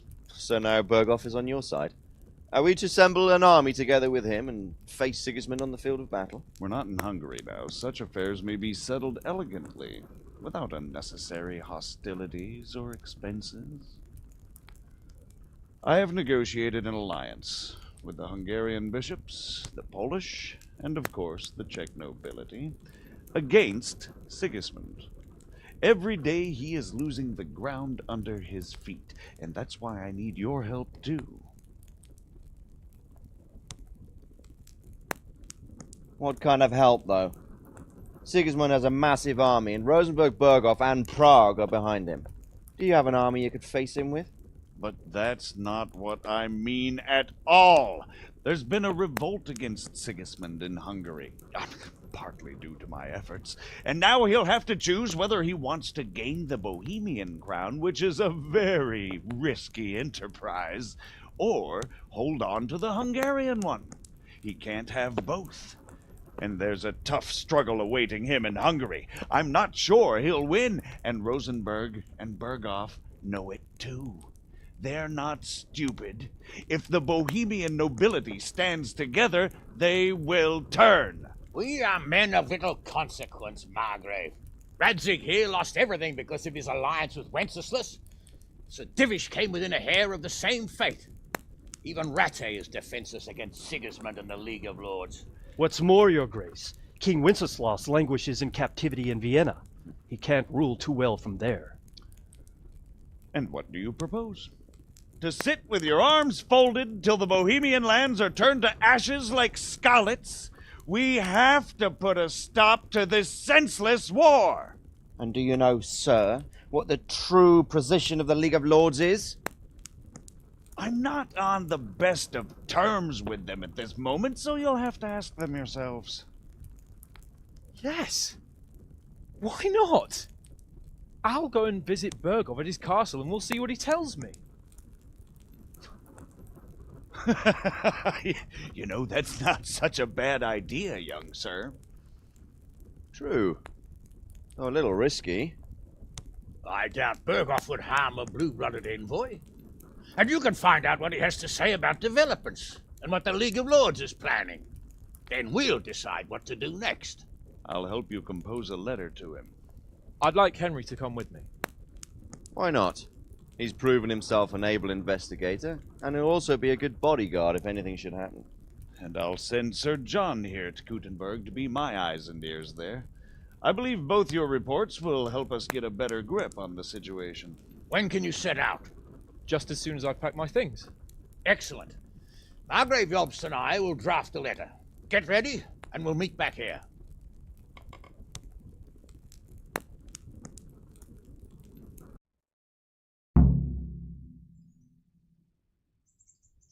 I expect it would be best to write it in your name, Lord of Life. Quite so, Mark. So, it looks like you're off on a mission. Yes, I can't wait. I don't want to dampen your spirits, my boy, but watch out. These are evil times, and who knows what can happen along the way. Not to mention that Bergov is no saint. Don't worry. I know. You've shown you can fend for yourself, but do take care. You'll be travelling as Lord Capon's bodyguard. You'll be there to make sure nothing untoward happens to him. Keep your eyes peeled and your ears wide open. What Bergov tells you is one thing, but what you see may be quite another. Rest assured, Father.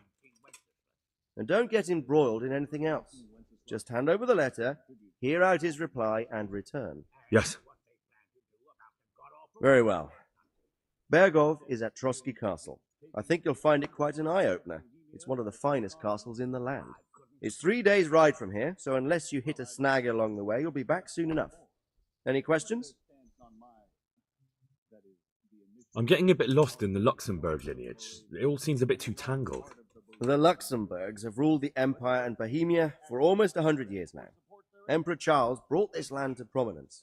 When he was in power, things had never been so good. Wenceslas and Sigismund are his sons, but by different mothers. Jobst and Prokop are their cousins.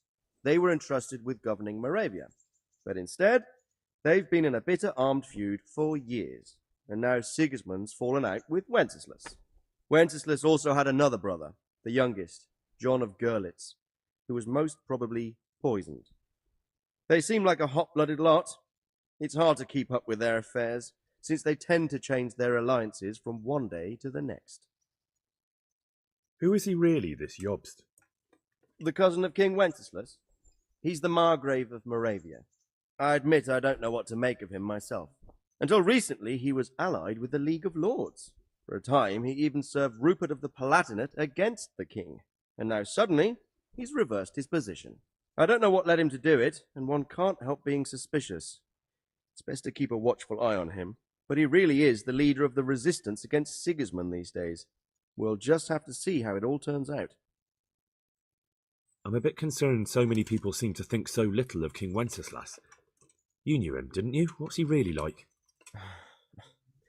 Well, there's no straightforward answer to that question. He certainly makes a great hunting and drinking companion, but he can be very fiery and impetuous when things don't go how he'd like them. He never had much of a head for high office. He finds it tiresome. But once a man's grasped the scepter, it's hard to let it go again. You can't just abscond. You've seen for yourself what happens when he disappears for a few months. Better a bad but legitimate king than a bloody war over the throne. Who is this Prokop that Jobst spoke of? Jobst's brother, the king's cousin. He and Jobst warred over Moravian supremacy for years. Then they were allies for a while, betrayed Wenceslas and sided with Rupert of the Palatinate. But after Sigismund abducted Wenceslas, Prokop fomented a revolt against him, and Sigismund had him captured. Politics. Make of it what you will. I, for one, can't make head or tail of it most of the time. The League of Lords and that Bergoff we're off to see. Who are they exactly? The lords of the powerful houses. Henryk of Rosenberg, Otto of Bergoff, Heinrich of Radetz, and others. They're unhappy with the way their influence declined after Wenceslas surrounded himself with the lesser orders of nobility. They abducted the king years ago and made him bow to their will. They got away with it that time, and now they've joined forces with Sigismund and done it again. But now it seems that Sigismund's behavior is starting to rub them up the wrong way, so they may well be thinking twice. We'll see what Berghoff has to say. I don't know all that much about Sigismund.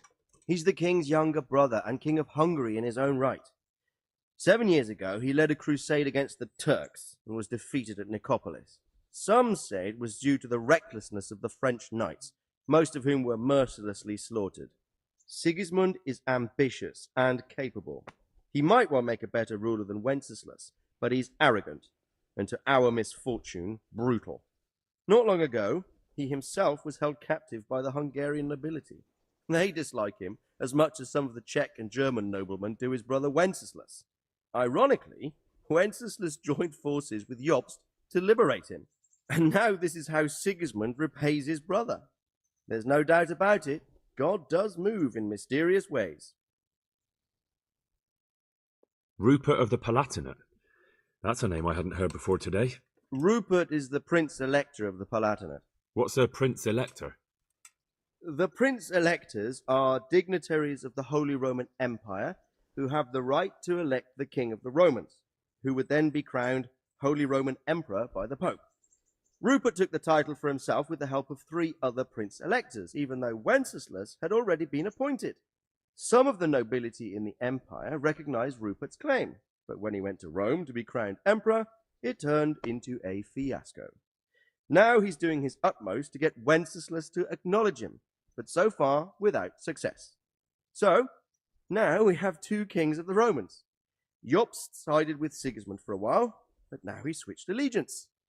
He seems to do that quite a lot. That young man, Sir John of Liechtenstein. Why is he here? The Liechtensteins are a powerful Austrian family with estates in Austria and Moravia. Sir John sits on Jobst's council. Since the king's being held captive in Vienna, I suppose it makes sense to have a powerful Austrian house as allies. It could be very useful. That's about all. Very well. Take the letter from Sir Hanush, and good luck, son. So what do you think of it all, Billy?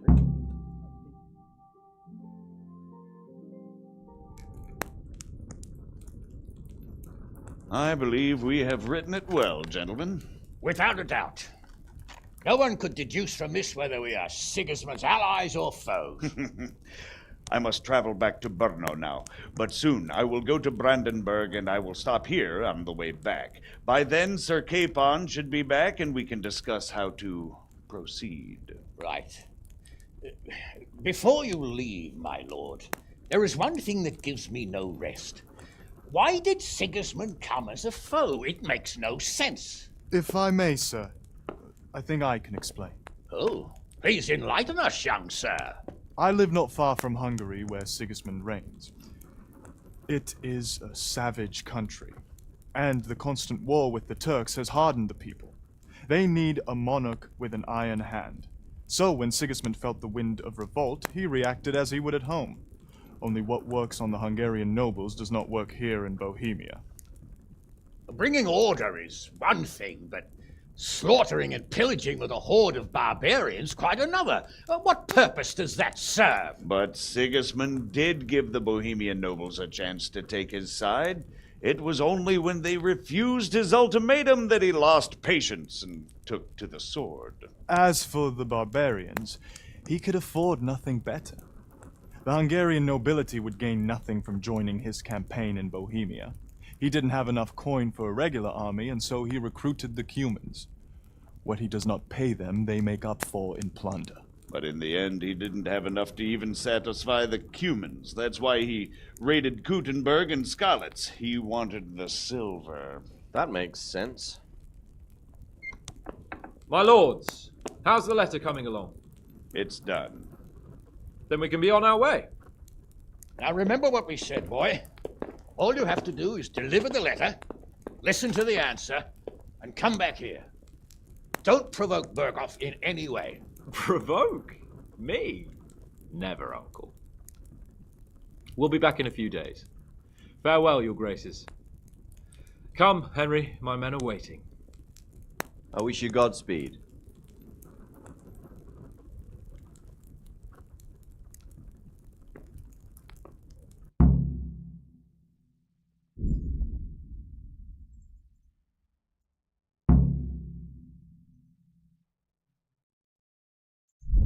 Come now, Hal. My men are mustered in the courtyard. We can get going.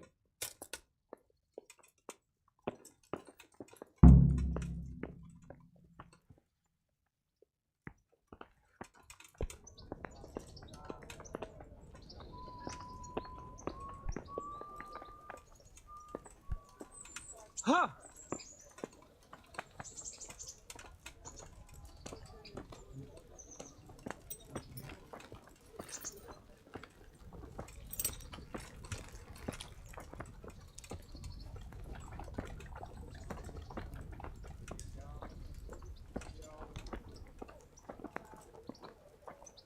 So, can we set off now, Henry?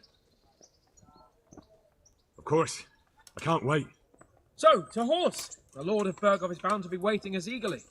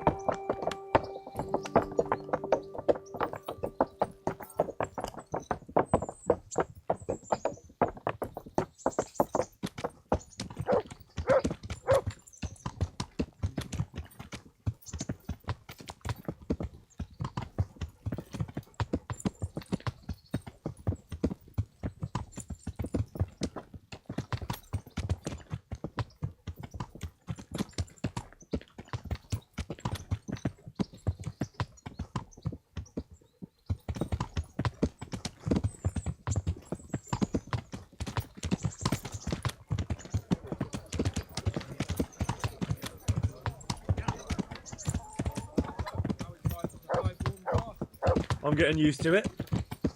What about Rodzig? Has he accounted for not owning up to you the whole time? He explained it. All will be well, I think. Glad to hear it. It's far more acceptable for a nobleman to befriend a noble bastard than a blacksmith's son. Mind you, don't come to blows with a blacksmith, my young lord.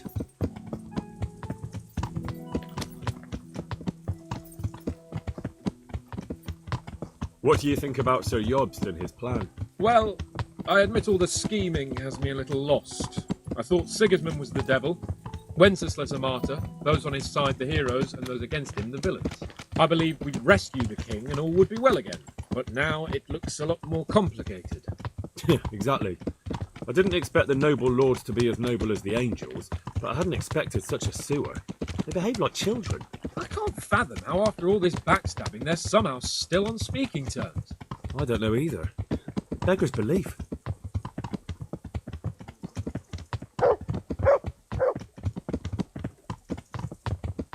Did you know that King Wenceslas is such a... Feckless drunkard? Not really. And to be honest, I'm not sure I wanted to know. I slept better believing my fate was watched over by a wise and powerful monarch. So did I. What a dismal world when you can't keep trust in your own king. On the other hand, times were better with him here than with him gone. Isn't that the truth?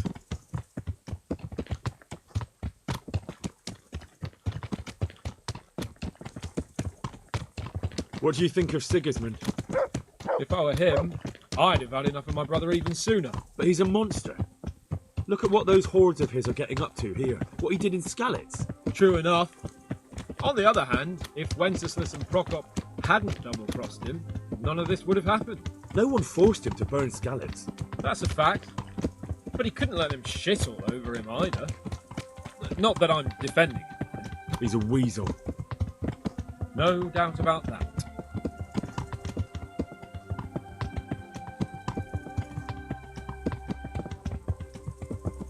Do you know anything about Prokop? Sir Hanush could tell you a thing or two about him. Why? Last winter, a certain Sir Jan Sokol of Lamberg, a well-known knight, or robber baron to some, tried to occupy the city of Iglar, which was on the orders of none other than Prokop. And what has that got to do with Hanush? Well, he was there with him. Of course, that's not something to brag about in front of Jobst. And what was it all about?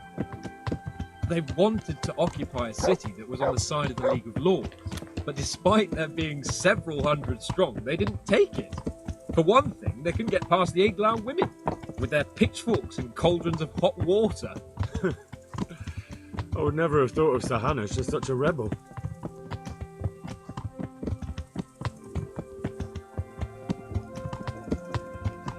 And have you heard anything about Rupert of the Palatinate? A little.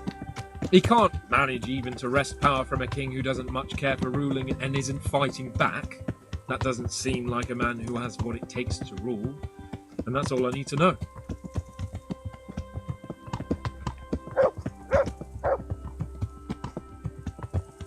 And that Berghoff we're going to see, do you know anything about him? I haven't heard much good about him, but I have a feeling that some other nobles are quite in awe of him. And his castle is apparently quite impressive. I'll be interested to see for myself.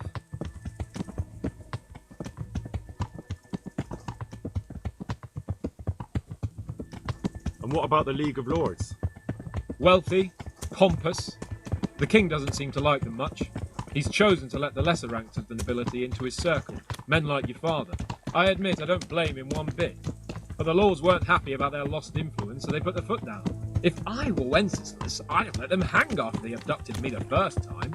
But he gave them seats at the provincial council? Little wonder they're back in their old tricks.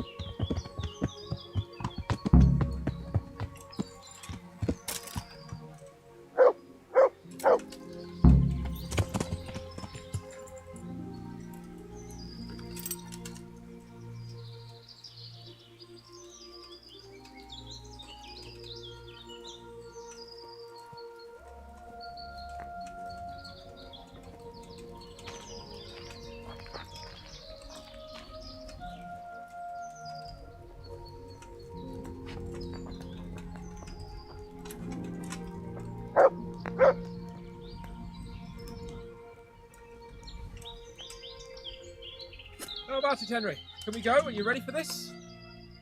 Of course. At last I'll get to see more of the country and have a bit of an outing. Quite.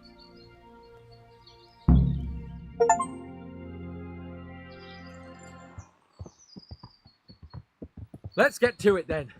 I finally have the feeling we're doing something worthwhile. We're helping to save the king. Instead of saving his drunken majesty, I'd rather find that whoreson who murdered my parents, get the sword back from him, and skewer him with it. Cheer up, Henry. I have a feeling you'll get your chance one day, and it won't be long in coming. Forward, men! Audentes fortuna juvat!